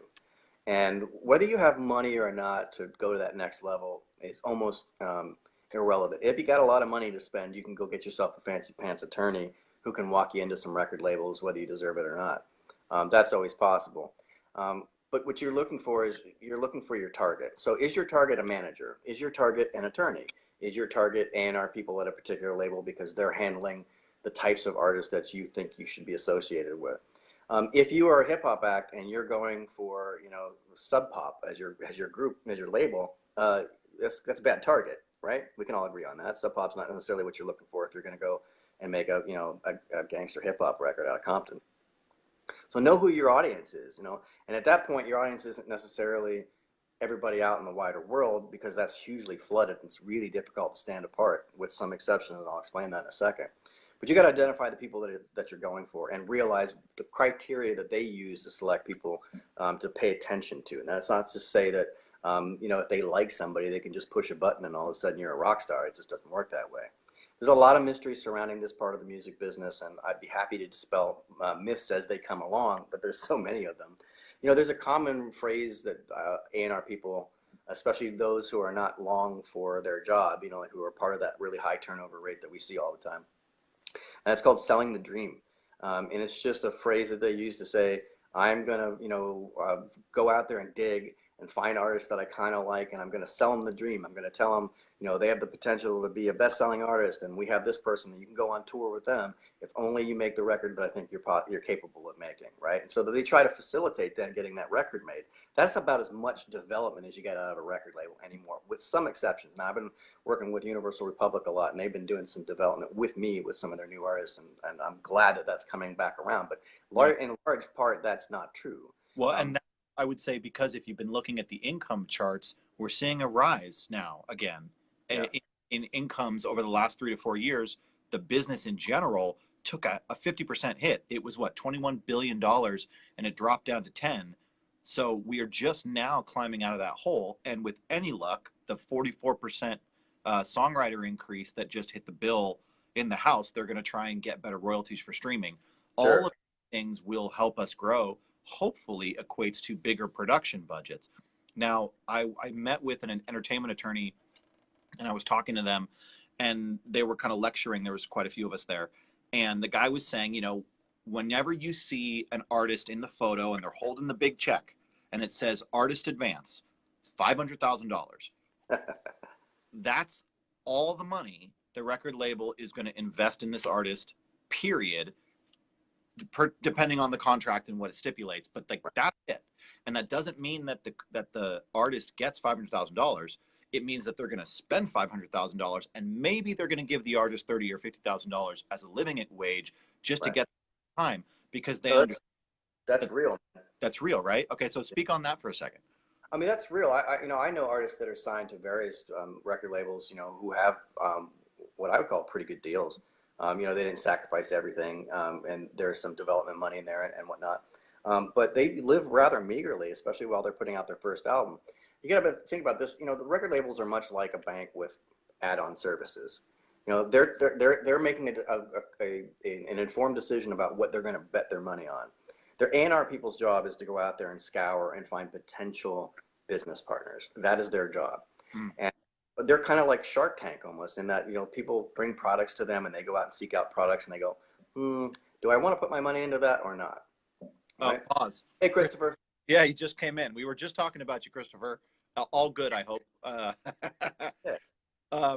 Ryan, you want, now that he's here, the guy of the hour, you want to talk about him at all while he's here? Oh yeah, no, Christopher. I was just giving you a shout out for, you know, your efforts with the New York Audio Lunch, and sort of like bringing back the idea of a tight knit community amongst you know, fellow colleagues. And we had a pretty good smattering of, you know, some inexperienced people and some more experienced people, but they were all like really passionate about it, all really into learning. And I told him a couple of times, I'm really grateful for the effort that he's putting in. I think it's extraordinarily valuable, and it's something I miss about the music business. When I first started, I felt like there's still some of that community. I was pretty young at the time, so I didn't get to play with the big boys then. But you know, but I think it definitely helped me a lot to understand what kind of people were operating in this business, how they approached it, you know, what their thoughts were and what their trajectory was. There were, you know, less heroes to look up to, but you were closer to them, you know, at the time. Yeah. And I think that's important now, you know, like, if anybody's interested in, you know, like understanding what, you know, a Young Guru or Mary American does on their hip hop mixes, they can go out and find videos and find, you know, personal appearances and go meet the people and just say hi, you know, like, I really like what you're doing, and here's what I'm doing. It'd be cool to keep in contact with you. I mean, there is a closeness now, despite the separation that we get from social media. I think it does enhance our personal relationships when we're able to make them. Yeah. So I think it's important to pay a lot of attention to that. because personal relationships in this business are absolutely everything. I'm working for people now who are presidents of record labels who were just like managers 15 years ago. And we were just like cross paths in the hallway. What are you working on? Cool. What are you working on? Cool. Hey man, the session, you want to come over and do it over here? It's, it's cheap and everything, but it's work. These are people that I knew when I was at a very different point in my career. And now they've moved on. They worked really hard and got successful. I still maintain those contacts. And if I said their name, you'd be like, oh. Longevity, that's the key, because these people are on their own career paths. They want to succeed. Everybody wants to provide for their family, and nobody wants to get a day job unless it's the day job they're looking for. So the fact that while they were on their career trajectory, you maintained your course heading, you got better, your skills improved, your credits improved, they're going to circle back to you. And people are watching. And I promise you, for everybody watching, if you're a young engineer out there, people are watching you. I guarantee it. You don't know they're watching you. They're watching you. Sorry. This is true for artists, though, I think, as well. I mean, when you guys go out there and do these networking events, you might open up for somebody and think that, hey, this is where I really want to be. I want to be the headlining act, 2 years from now. You have no idea whether it's them, the act that's going to follow you, the closing act, or some guy or girl in the audience who's going to be a big deal 2 years from now. You have no clue. You need to talk to people. You need to understand where people are coming from, what they want to do, how you could fit in helping them, how they could fit in helping you. I mean, you kind of just have to have this really open attitude about, I'm going to just try anything. And when you're talking about, like, having a day job and stuff like that, I think there's an unreal expectation that you're just going to jump in with both feet and all of a sudden you've got a career and you got enough money to put food on the table, pay the rent, and give grandma, an extra set of dentures this year. No. It's not happening. When I first started doing this, and anybody who knows me from back then could tell you, I was doing absolutely everything. I kind of still do. I mean, there's a lot of shit that I won't do anymore. But I was fixing DJ systems in trashy clubs in the financial district in Manhattan, very shortly before I was on a plane to go work with Dr. Dre. I mean, and a lot of those things kind of mixed and matched. I mean, even if you do get a really great gig, it doesn't necessarily mean that next week you're going to get another one, and the following week you can get another one. It might be months, and it takes a long time to build up a client base and a Rolodex that's going to snowball and keep you in continuous work. That's where your hard work and your reputation come in, is keeping you in that work and maintaining those clients and making sure that you're continuing to be useful to them down the road. Yeah. So you do have to wear a lot of hats, and I still do it now. Like, I'm producing, I'm engineering, I'm mixing, I'm mastering, believe it or not. I never thought I'd really get into mastering, to be honest with you, because frankly, I have friends, a lot of friends who are amazing mastering engineers, and I would never claim to be able to do what they do. I know I could learn it. I think I have the ear, and I kind of understand all of it and the processing and whatnot, but it's another one of those things that it's just going to take a lot of work. It's going to take a lot of practice, and I didn't have that in. I'm getting there now. But I provide a service that I think is in between for some people. If somebody is putting out a major record and they're going to be delivering it, on all kinds of formats, and it's going to be, video and commercial, and they're going to be really visible, I'm going to say to them, especially if I mixed it, I'm like, no, I'm not going to master that. I want you to call Dave Kutch, or why don't you call Chris Gehringer or Chris Athens, or one of these amazing mastering engineers who are just going to knock it out of the park for you. It's going to be another set of ears on the project. That's another thing too, is like really making sure that you're delivering the quality that a customer is looking for, not just because you want to do it, but because you're the right person for the job. And I've been working with Randy Merrill. I mean, I work a lot of guys. I got Pete Lyman here in Nashville. I got Mike Wells in LA, and I got Randy Merrill. And I'll tell you what, 9 times out of 10, I don't ask for mix recalls from my mastering engineer. I don't. Why? Because you hired someone to be objective and tell you what was wrong with your mix and take it to a competitive level. And Absolutely. If you trust them, then trust them. Now, granted, if you as the producer or the mixer were like, well, I intentionally wanted it to be a little darker because I was going for this, and you kind of brightened it up a little bit, so do me a favor and like put it back. Well, that's one thing, because that's artistic integrity. But if they're telling you like, look, bro, I got this here, and you tweak it's like they know better than you do. So that's why you hired them. So I would just, when you get a relationship with a mastering engineer that you trust, don't ask for recalls. Let them tell you what to happen. Trust, you have to trust people, and that's a really tricky thing. But that's why you choose team members, very carefully. You want people who are the right person for the job. Doesn't matter how much you like them personally. There's so many people I just love in this business. They're really cool people, and when I see them, it's it's awesome to hang out and whatnot. But they just may not be compatible with projects that I'm working on. So it's also about what's appropriate. one of the best things that you can get, working situations that you can get in this business at, higher levels, is when every person in the chain has a very specific job, and it's the thing that they do so well. So like I'm working with a really great, if I'm not producing, let's say I'm just mixing, okay? And that happens a lot. That's probably 60-70% of my work. If I'm getting a project by a really cool artist, right? Well known or not, doesn't matter. But then they went in to record at a great studio, or the right studio that has everything they need for capturing the record. And they had a great, recording engineer. And, people overlook the recording engineer so much. I mean, aside from the producer and the producer's sensibilities, the recording engineer is like one of the most important parts of the whole thing.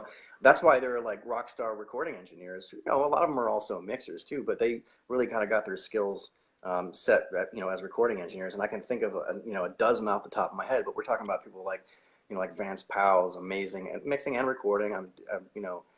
Daryl Thorpe is amazing at that kind of stuff. Tony Maserati captures really amazing vocals. People are really good at their specific jobs.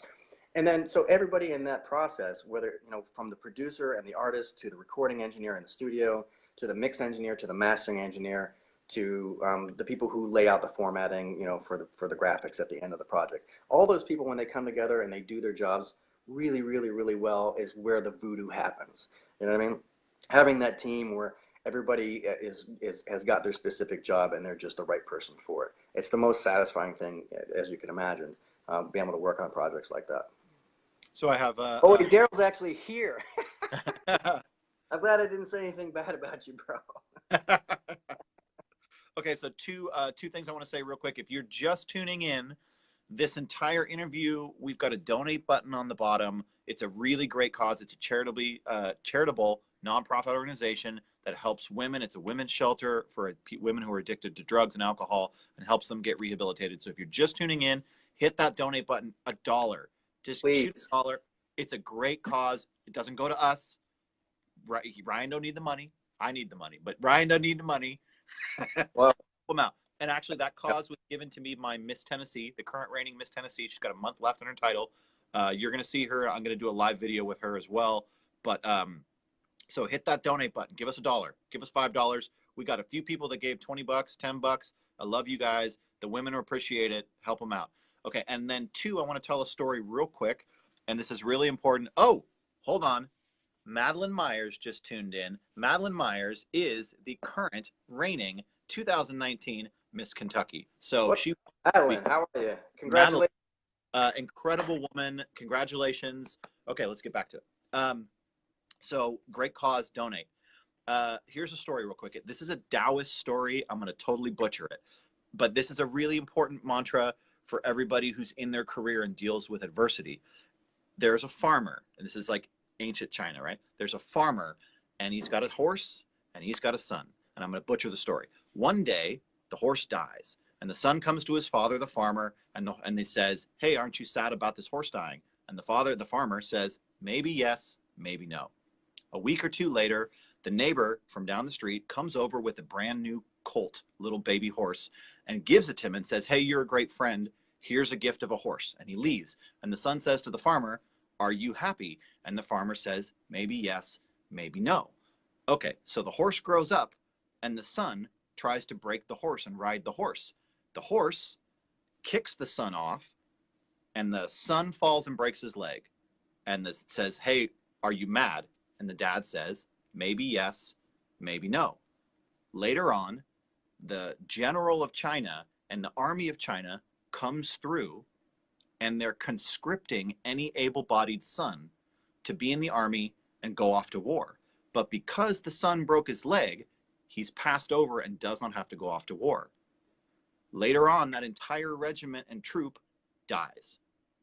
Horrible story. But the point of this story, the moral of this story is that in your life, all the things that happen to you, you never know what the outcome's going to be. Sometimes when something negative happens to you, you think it's the worst thing ever. Yeah. But it's really a positive thing, because it's a series of events. I can trace my life back exactly to a fire that happened. When I graduated from Musicians Institute in 2006, March 17th, 2006. I graduated. A week later, I was out at a nightclub with the homies. My apartment burned down. True story. Wow. Because my apartment burned down, which was a horrible event, I got an insurance check. I bought a whole bunch of new gear. That allowed me to upgrade my system. Then somebody offered me a tour. I went playing keyboards for a tour. And because I didn't have a home to go to and I didn't have all my possessions, I thought, what the heck? That's what led me to Nashville. The second day I was in Nashville, I met Hannah. We've been together 13 years. So the fire, my apartment burned down. That's how I met the woman I'm in a relationship with 13 years later.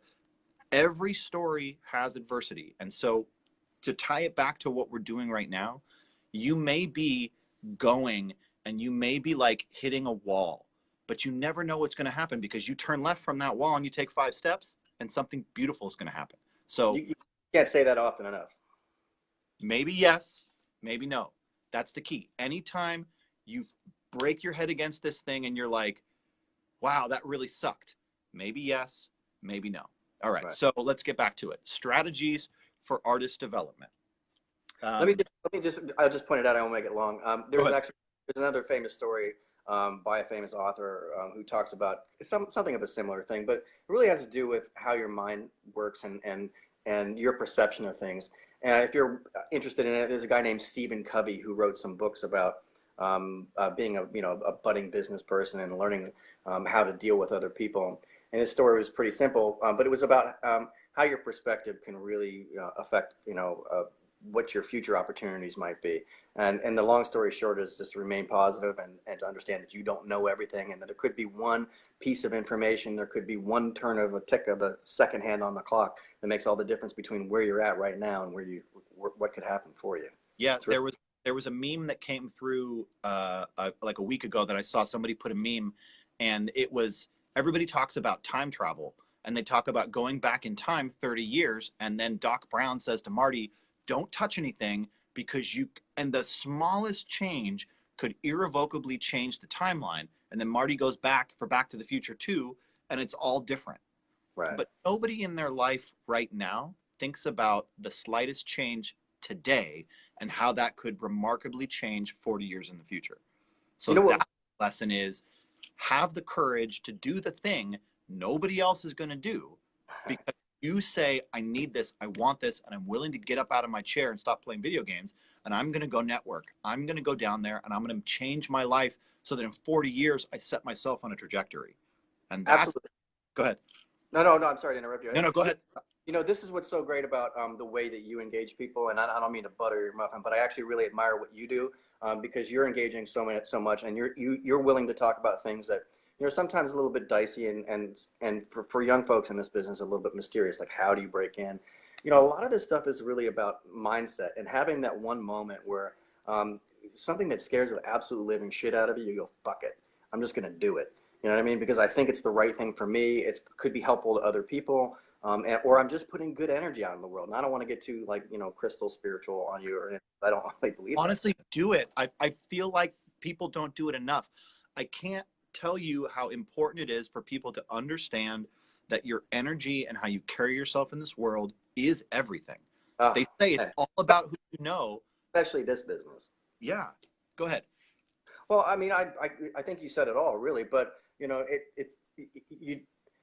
it's one of those things where if you accept rejection as some sort of indicator about what your potential is, you've already lost. You just can't anymore. People are going to tell you no. People are going to say that you're not good enough, you're not ready, or I've got somebody else who I think is better for the project or whatever. Rejection isn't rejection. Rejection in this business is a learning opportunity.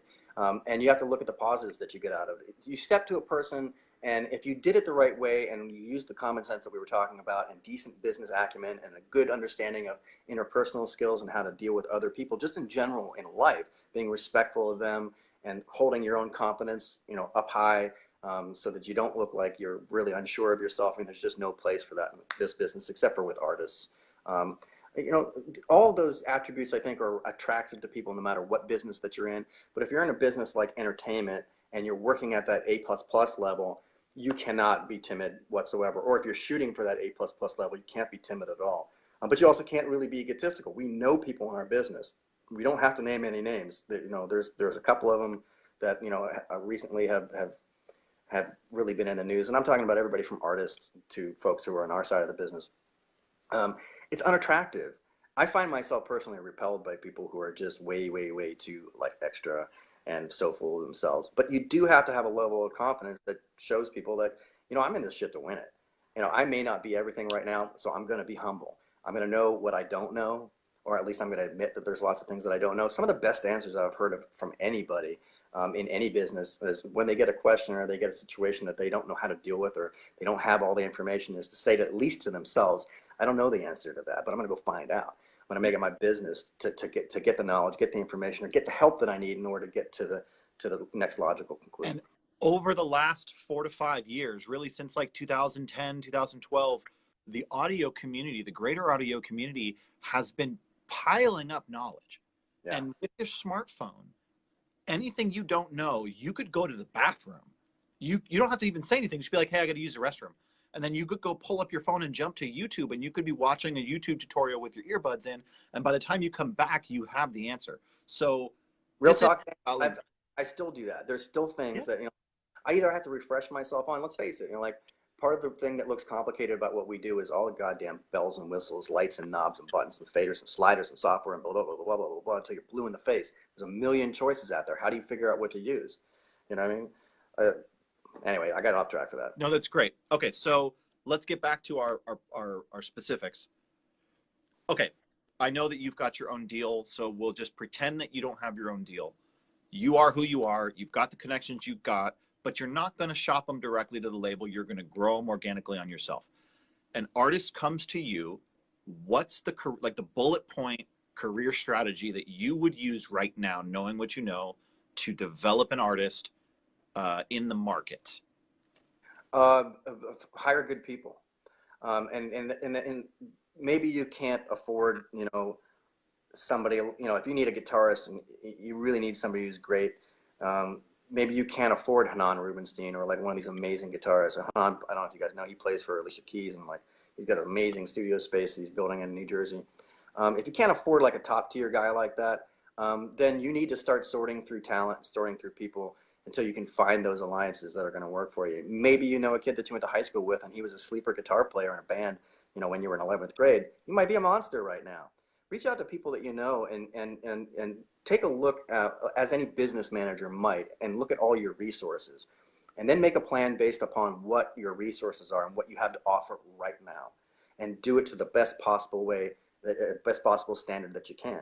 Accept nothing less than that thing that makes you want to jump up and slap your mama. You know what I mean? It's got to hit you that way. It's got to be that exciting. If it's not that exciting for you, then it's not ready. So, but surround yourself with good people. That could be, like I said, hiring a top tier professional. And it could be just getting into some groups, and finding out who does what and collaborating and say, hey, look, I'm really interested in doing this. Maybe you'd like to be involved in that. It does not hurt to ask, especially if you're in a group or you're amongst other people who are working on building their career just like you are. Your colleagues are huge resources, and it doesn't matter if they have less experience than you. That doesn't matter. Back in the old days, they used to take advantage of people in studios and producer groups by, just having a crap ton of interns around. And maybe out of those 10 interns that you got floating around, that you don't have to pay, by the way, who are doing all your legwork for you, you might pick out one or two that's got some potential. You pull them aside, you teach them a little bit more, culture them, see if you can get them up to another level where they can be more useful to you. But now those things are more about, these are casual relationships between colleagues, between like-minded people. So use all those things as your resources, but make a resource list for yourself as a business person, as an entrepreneur, like anybody else does. Like we made the comparison of a donut shop earlier. So what are your resources as a donut shop owner? Okay, well, I know a lot about how to cook great donuts, but I'm going to make sure that I understand what the local flavors in my community are that they really love, right? Maybe you're in Georgia and they love maple pecan, and you got to make sure that you got a maple pecan donut in your shop. And it's a great maple pecan donut in your shop, and people will gravitate towards you as you get out there and you put yourself out in the community and you start talking to folks and finding out, taking the temperature, man, sticking your finger in there and seeing which way the wind is blowing, and find where you fit in. It doesn't mean like if you put your finger in the air and you're like, wow, everybody's doing something completely different from me, let me switch gears and be that thing so that maybe I can get some short-term work. You don't want to compete that way. You do want to be your own self, your own entity, insofar as you really want to offer what you're good at. Bring something to the table. Your uniqueness might be just the thing that sets you apart from everybody else. So somebody that asked that question, like, how do you set yourself apart from everybody else? Well, don't do what everybody else is doing unless that's truly what you want to do. If you really just want to conform and be like everybody else, that's awesome, man. I love it. It's probably going to be a cool record because you probably love this artist for a long time, and you're going to make the thing that feels the same way to you. But it's not necessarily the thing that's going to have legs and it's going to move you to the next step. The stuff that's unique that somehow culminates in you giving your own voice to something is really, I think, where you can really shine and be super valuable and be like nobody else. Don't have competitors. Don't have competitors. There aren't competitors in this business, frankly, unless you're trying to do, the 4 on the floor dance music stuff and it sounds the same as everybody else's stuff. You're not really doing anything unique or different. You're not pushing the envelope, or you've got nothing else to add that is, different from everybody else. Figure out what it is that you really, really love. Man, I have a lot of other loves, that don't involve music. I mean, it's my main thing, right? But I love stuff. I love cooking. So that's one example. So how I made that work in my business is, first off, I talked to a lot of people about it online.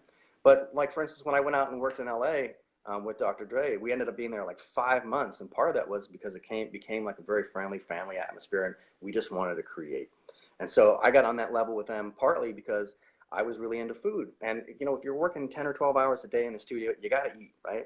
So it's the thing that a lot of us forget about is some of the most important creature comforts. So I made it my business to try and deal with food. One day I went, and picked up some steaks and we put them on the grill and we all had steaks. One next day I went and bought the makings for, traditional Italian American pasta sauce, like where I grew up from, where we have a lot of Italian Americans, how I knew how to make sauce that I knew would be different out there in LA. And so that was a thing that we did, like we spent a little bit of time talking about food. We connected on other levels. And that, I think, greatly enhanced the experience for hopefully more than just myself, but for me it did. Excuse me, I'm in Manhattan, you can tell. So yeah, I mean, like, figure out what it is about you that you can insert for yourself personally. Of course, it's difficult if you're not working really closely with somebody. In these situations, it was a little bit different, where it was just myself and a couple of other people, including Dr. Dre, including Just Blaze. And it was the kind of situation where I could and felt comfortable saying, hey man, look, if we're all hungry, we can order the same thing again, or I can go to Rouse and pick up some steaks, right? So offer the things that, that don't even have to do with the music business, as part of yourself, as part of what you're putting into a project. I think people feel personal connection a lot more readily that way too. I used to work at Starbucks a long time ago, and so I make a hell of a latte, and I do have an espresso machine here with a steam wand. And that is something that I will do for nice people, is I will make them, and I learned how to do the latte art. I can make a little leaf for you. Yeah. So that is true. I totally get it. I had never really kind of used it as a sales tactic. I just thought like, oh, this is a cool person, I'll make him a latte. But I like lattes, so that's my thing too. That person's not going to forget that, right? That's true. I got to learn how to make a little music note on it. Right. I mean, it could be simple things too. Like Fab DuPont is a great friend of mine. Most of you guys know who he is, but he owns Flux Studios here in Manhattan, which I love to work out of. And he spent a lot of money on this really amazing espresso machine for his studio, so that you can, that like if you're going down to Flux, like when I wake up in the morning and I know I got a 10 a.m. or 11 a.m. session at Flux, I don't even make myself espresso here at the house. I'm just like, all right, in half an hour, I'm going to be at Flux and I'm going to have one of those beautiful cups of elixir for myself. That's part of, and not only that, I mean, he does a great job with his staff, and it's just a great place in general. But, I remember the espresso. What can I say? You know what I mean? It makes it more personal for me. And frankly, for me, even though it's a business that's very serious for me, music is very personal for me. I'm extraordinarily grateful for what I have, and, the kind of stuff that I got a chance to work on over the years. And as I get older, all these little personal touches, mean a lot more to me than a lot of other things. Yeah. Well, and you feel it's like soul food, right? It's like, but it's soul food for the location. Yeah. Makes sense, right? It's like you could go anywhere. You could bring Jay-Z anywhere, right? But where are you going to go? You're going to go to the place where you guys feel a soul connection, where you feel at home. So I totally get that. And that's a good tip for the people watching. Your studio is more than just a place where you record and mix. It's the place where your people want to feel inspired. It's the place where they're going to be creative. And how, any extra step you can do to help your clients be more inspired, more creative, and trust you more, the better you are. Again, it's relationships. And when everybody talks about word of mouth, these are the things they talk about. We're talking about the espresso at Flux. We're not talking about the monitors. We're not talking about the mic locker. So anything you can do to set yourself apart, again, nobody cares about which brand of plugin you have. And I hear people arguing about plugin brands. Oh, Acoustica versus Slate versus U80 versus Waves. Nobody cares. They just care that you have the tools to make the music sound good, and does it translate? And past that, it's experience. I mean, do you agree? You could sit down at any rig and use any brand of plugins, and you're going to make a solid mix. Yeah. I mean, I think that's, you get to a certain level and that's sort of expected. Like if you're playing in that realm and you're working on that kind of client and whatnot, that stuff is expected. It's not like the primary focus. As a recording engineer and sometimes as a mixing engineer and certainly as a producer, one part of your job is to make the process and the technology disappear, make it transparent. The artist comes in and you want them to almost believe that you've got like a magic button in your pocket that when you push it, things just sound great. You know what I mean? That it doesn't take work. It's not effort for you. So when you can make all that disappear and you can make the experience for the artist or the producer very, very comfortable, the other things make a whole lot more sense. Like, hey, welcome to the studio, guys. It's so cool to have you back again. Can I get anybody a coffee? You know what? I'm a professional engineer of 20 years. I'll still get your ass coffee. Yeah. Because it's a good personal thing to do. Not because it's a business strategy of mine. It's just the kind of person that I am. I like doing that. I love cooking for people. I love feeding people. That's part of just my own, Yeah. No, it's spot on. And I've got bags of chips in the vocal booth because some singers believe that oily potato chips help them sing. It's one of those creature comfort. I would keep green apples in there, but they would go bad. So I was in a studio session with a 14-year-old singer named Taylor Gale. She's signed to Cara Diaguardi's label, which is phenomenal. It just happened. So I got a chance to do a writing session with her before she leaves Nashville. And so they were she was in the booth. She was like, "Can I eat those?" And I'm like, "Please, that's what they're for." So she opened it and she's chewing those things. What do you think she put on her Instagram? She put the Instagram video. She's in my booth and she's eating the bugles because that's the good content, right? She's not going to share the thing that like she's working on because she wants to have it fresh and released, but she is going to share on my microphone eating the bugles. And the funny part is I recorded her eating the bugles and I got killer samples of her like crunching chips. And I used one of them layered in with the snare at one part just for ridiculous. And she's laughing. I could play, it's on my Instagram. You'll see it. She tagged me in it, but like, it's just another funny little story that she's going to remember that when she came to my studio, I had chips for her and she was hungry. Yeah. You know what I mean? Like anything. So, okay, I want to pound this target one more time before. Let me add just one last thing, and I'll make it super quick. But this applies to artists too. When you're going into the studio and you're bringing your band with you, or you're bringing a producer with you, or whatever. I think if you want to maintain the right kind of atmosphere as an artist, you have to set that tone too for everybody else to follow. You need to be the leader of that thing. You know what I mean? It's a bit like being a musical director where you've got a band and you're trying to keep everybody on the same page and attuned to the same thing, where then you can pay attention to fine details. So that absolutely applies to the artist as well. Yeah, I can't agree enough. I totally agree. Okay, so last thing about artist direction, because I really want everybody here to learn all they can learn from you. What are you seeing that's working? And I got some stuff I can talk about with Spotify because I've been really studying and I got a friend that I talked to, but what are you seeing working? Like, okay, you got a lot of, what is working? As far as strategy, but towards what end though? I mean, I talked earlier about, developing your target. So is the end getting a record deal? Is that the goal? Okay, well, let's pretend there's no labels and it's totally independent artists, because that's the primary demographic you and I have with our video reach right now. Is we're working with independent artists. We're talking to independent artists and independent producers who are trying to grow their own businesses. So let's pretend labels are not in this conversation. What's working? Like, you're seeing people, like, obviously getting on a massive playlist. Okay, well, sure, that's working. But like, that's kind of reserved for the top 10%. You know what I mean? So what else is working? Like what's working? Excuse me while I grab a charging cable. My phone is about Yeah, to it's die. cool. So what's working? I'll tell you this much. It's really tough, man. I won't sugarcoat it. It is really, really, really tough to distinguish yourself from other people. I would say, sorry guys, 1 second. I'm going to plug this in because I don't want to lose you. It's okay. All right. 1 second.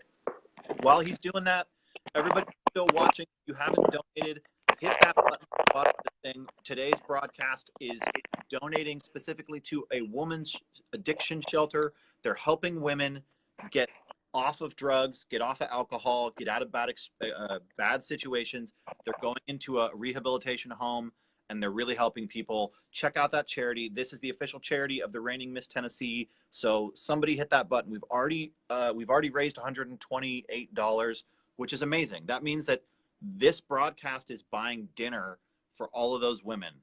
It's phenomenal. Thank you for everyone who's donated. Even if it's $1, hit us with $1. I'm telling you that they're going to appreciate it. I really know Miss Tennessee really appreciates it. So donate, please donate. Okay, go ahead. Awesome. Let's restate the question. Sorry, I got a little bit off track. The question is, what's working? Like, what are you seeing is working? And not top level. Let's talk middle level. What's working to get artists launched? And not I think that there's a lot. I mean, there's a lot of flotsam and jetsam to wade through. I mean, we all know this. This is the hard problem right now that people who want to break into the music business in any capacity, whether it's what we do or it's as an artist or what it's obviously arguably harder as an artist because there's just so much of it out there and everybody tries to be visible. Listen, visibility is not the problem anymore. The problem is obviously creating something that, people want to pay attention to. And it's up to you to find out what the combination of things is that you have to offer that people could be really interested in. Aside from that, let's just say that you are completely inexperienced and you don't have a social media presence and you haven't really done much of anything. You haven't toured or anything else like that. But you somehow have this great product, that's either ready to go or you're in the process of making or whatnot. When you present yourself either to social media or to any kind of outlet, especially online right now, you really need to be aware that first impressions are extremely important. If you get out there and start saturating websites, SoundCloud, whatever, with all this sort of like not ready for prime time stuff, the first record that your band makes is not going to be a good one unless you're some kind of freak. It's just, especially if the players in your band aren't professional musicians. I don't mean to be elitist or snobbish about it, but there's a reason why people make a lot of money and it's not just luck. Okay, there's a reason why people get famous. It's not luck. Maybe good fortune comes into it. You might have met the right person who got you and what you were doing right at that moment, and it was just fortuitous. But generally, it's a lot of hard work. So you got to be willing to put in the work, and you got to be willing to make your product or the thing that you're going to present to people from the very first time to be a succinct and a representative of what you want people to think of you as much as possible. So. And you need to make sure that it's on a quality level that's not going to detract from people who might potentially be interested in you.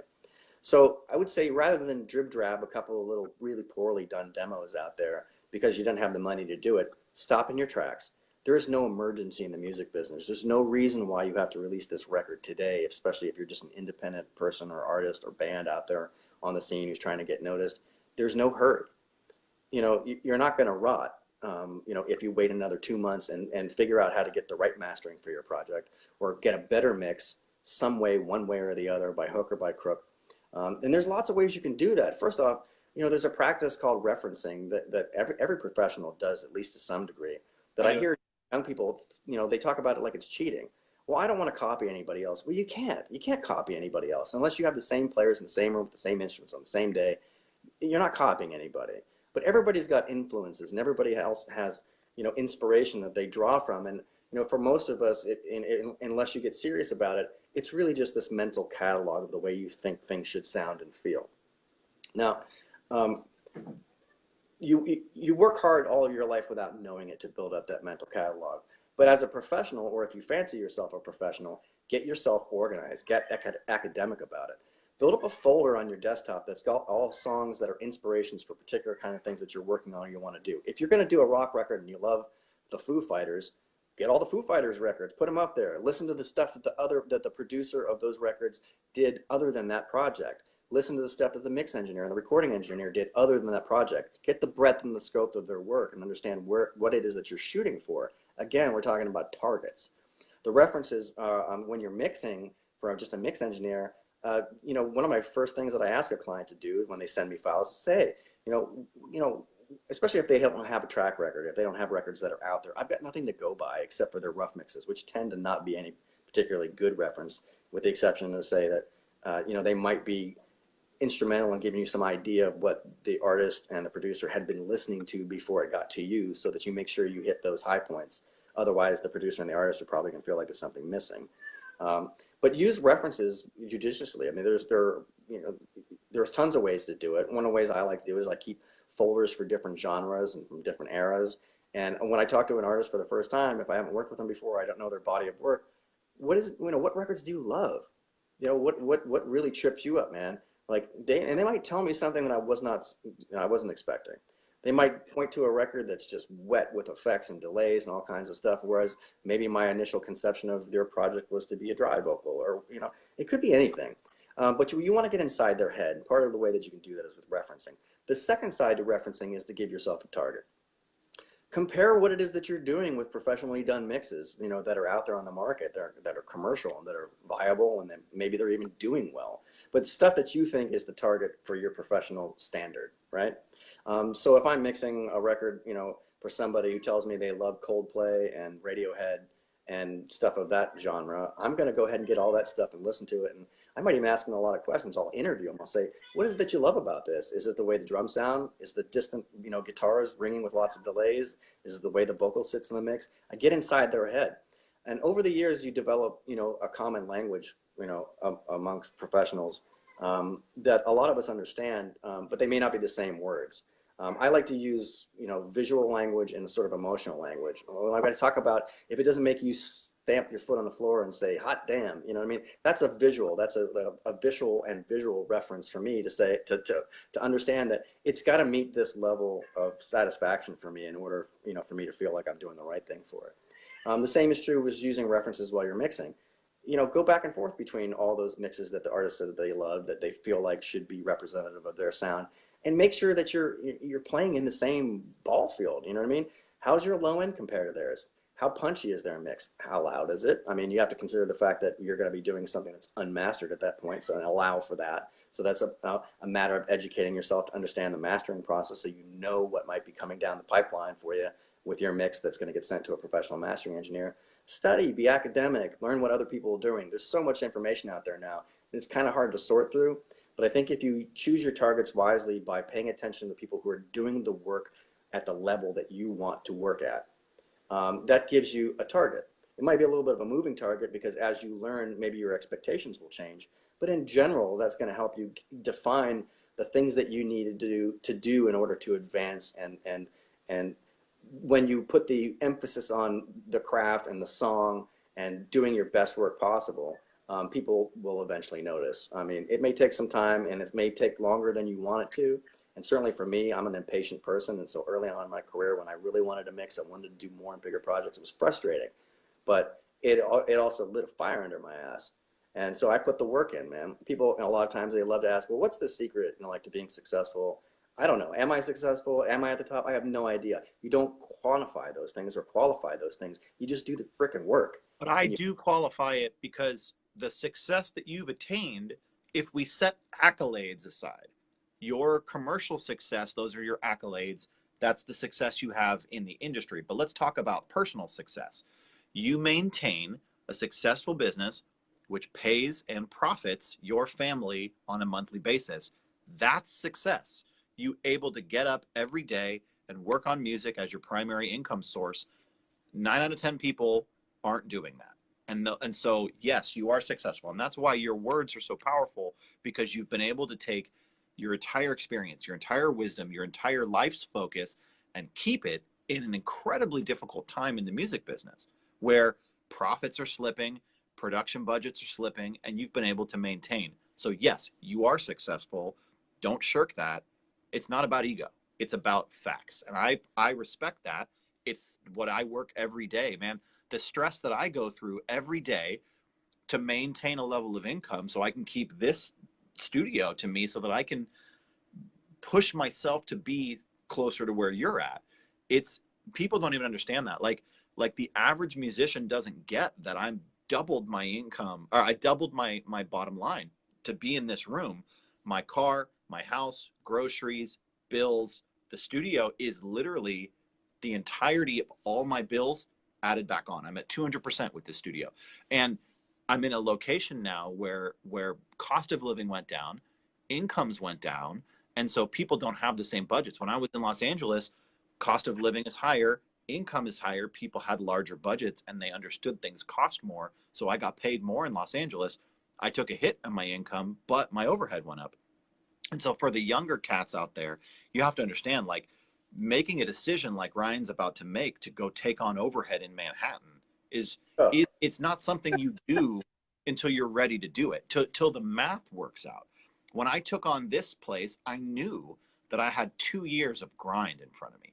That first, like, if you ask me about my first year in Nashville, I'll say it was an adventure. Hannah and I almost killed each other. Like, I don't even know how we got through it, except that we forgave each other. We don't have kids. So we were able to, like, man, I borrowed money from my mom at one, you know, like a dozen times, a little like, hey, can you shoot me like $100? I need to get this or whatever, right?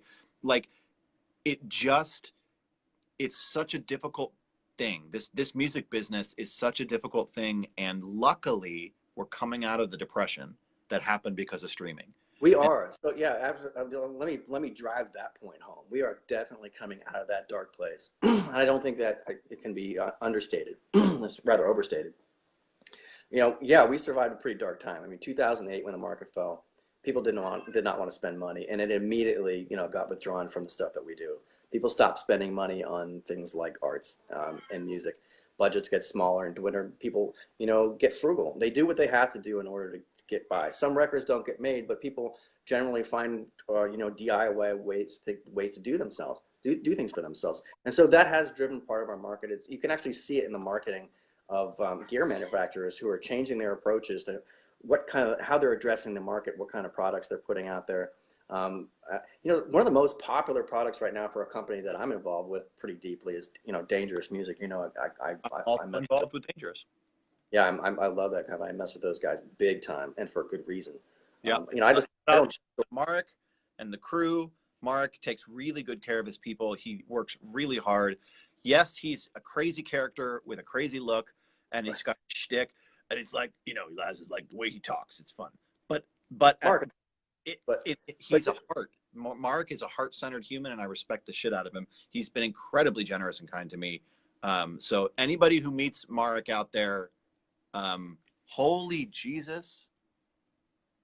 Okay, so straight up, I want to give, hold on, I got to pause real quick. Sepp Herbert just donated $50 to the cause. And then something magical just happened. Al Leong, I hope I said your name right. Al Leong just donated a significant amount of money, like a significant amount of money. So well, listen, Daniel, I want to tell you, I've known this guy for a really long time. That's just not his real name, so don't be afraid to give the amount.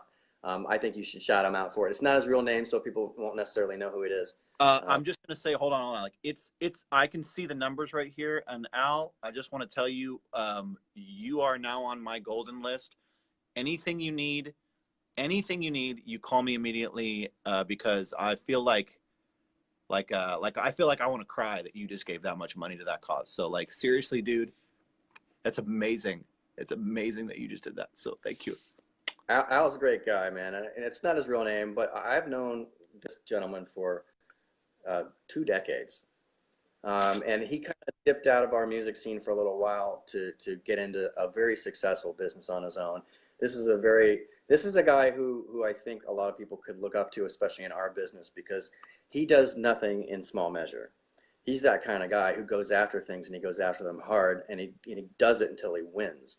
And so I know why this gentleman would make a donation like that, because He knows it's tough for people, That's amazing. starting out, and I especially I can't. think he's got he's got a lot of sympathy for people who are in difficult positions. So I'll thank you, Al. I know your real name. You're a good guy, and that's why we love you.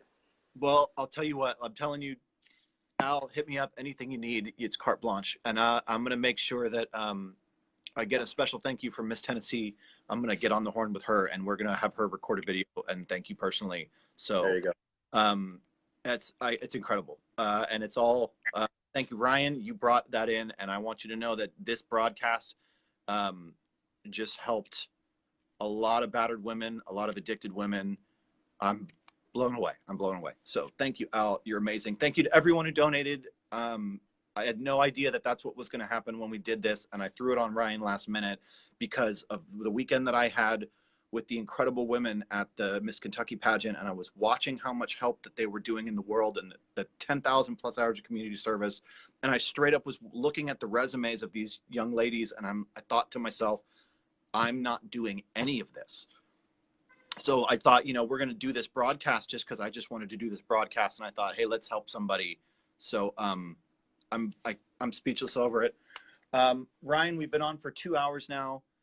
Really? Wow. Why don't you give us your closing thoughts? Why don't you take a moment and just say whatever it is that you need to say here, and I'm just going to sit back for a second. So thank you again, Daniel, for doing this. It's always my pleasure to not just do this stuff with you, but just to talk to you and have a rapport with my colleagues who are not necessarily sitting in the same city as I am. I think that's one of the really great things about our online communities. Yeah, there's a lot of BS, there's a lot of bickering and stuff, but in general, I think the people who really love this really love it like we do. And I don't say that as hyperbole, man.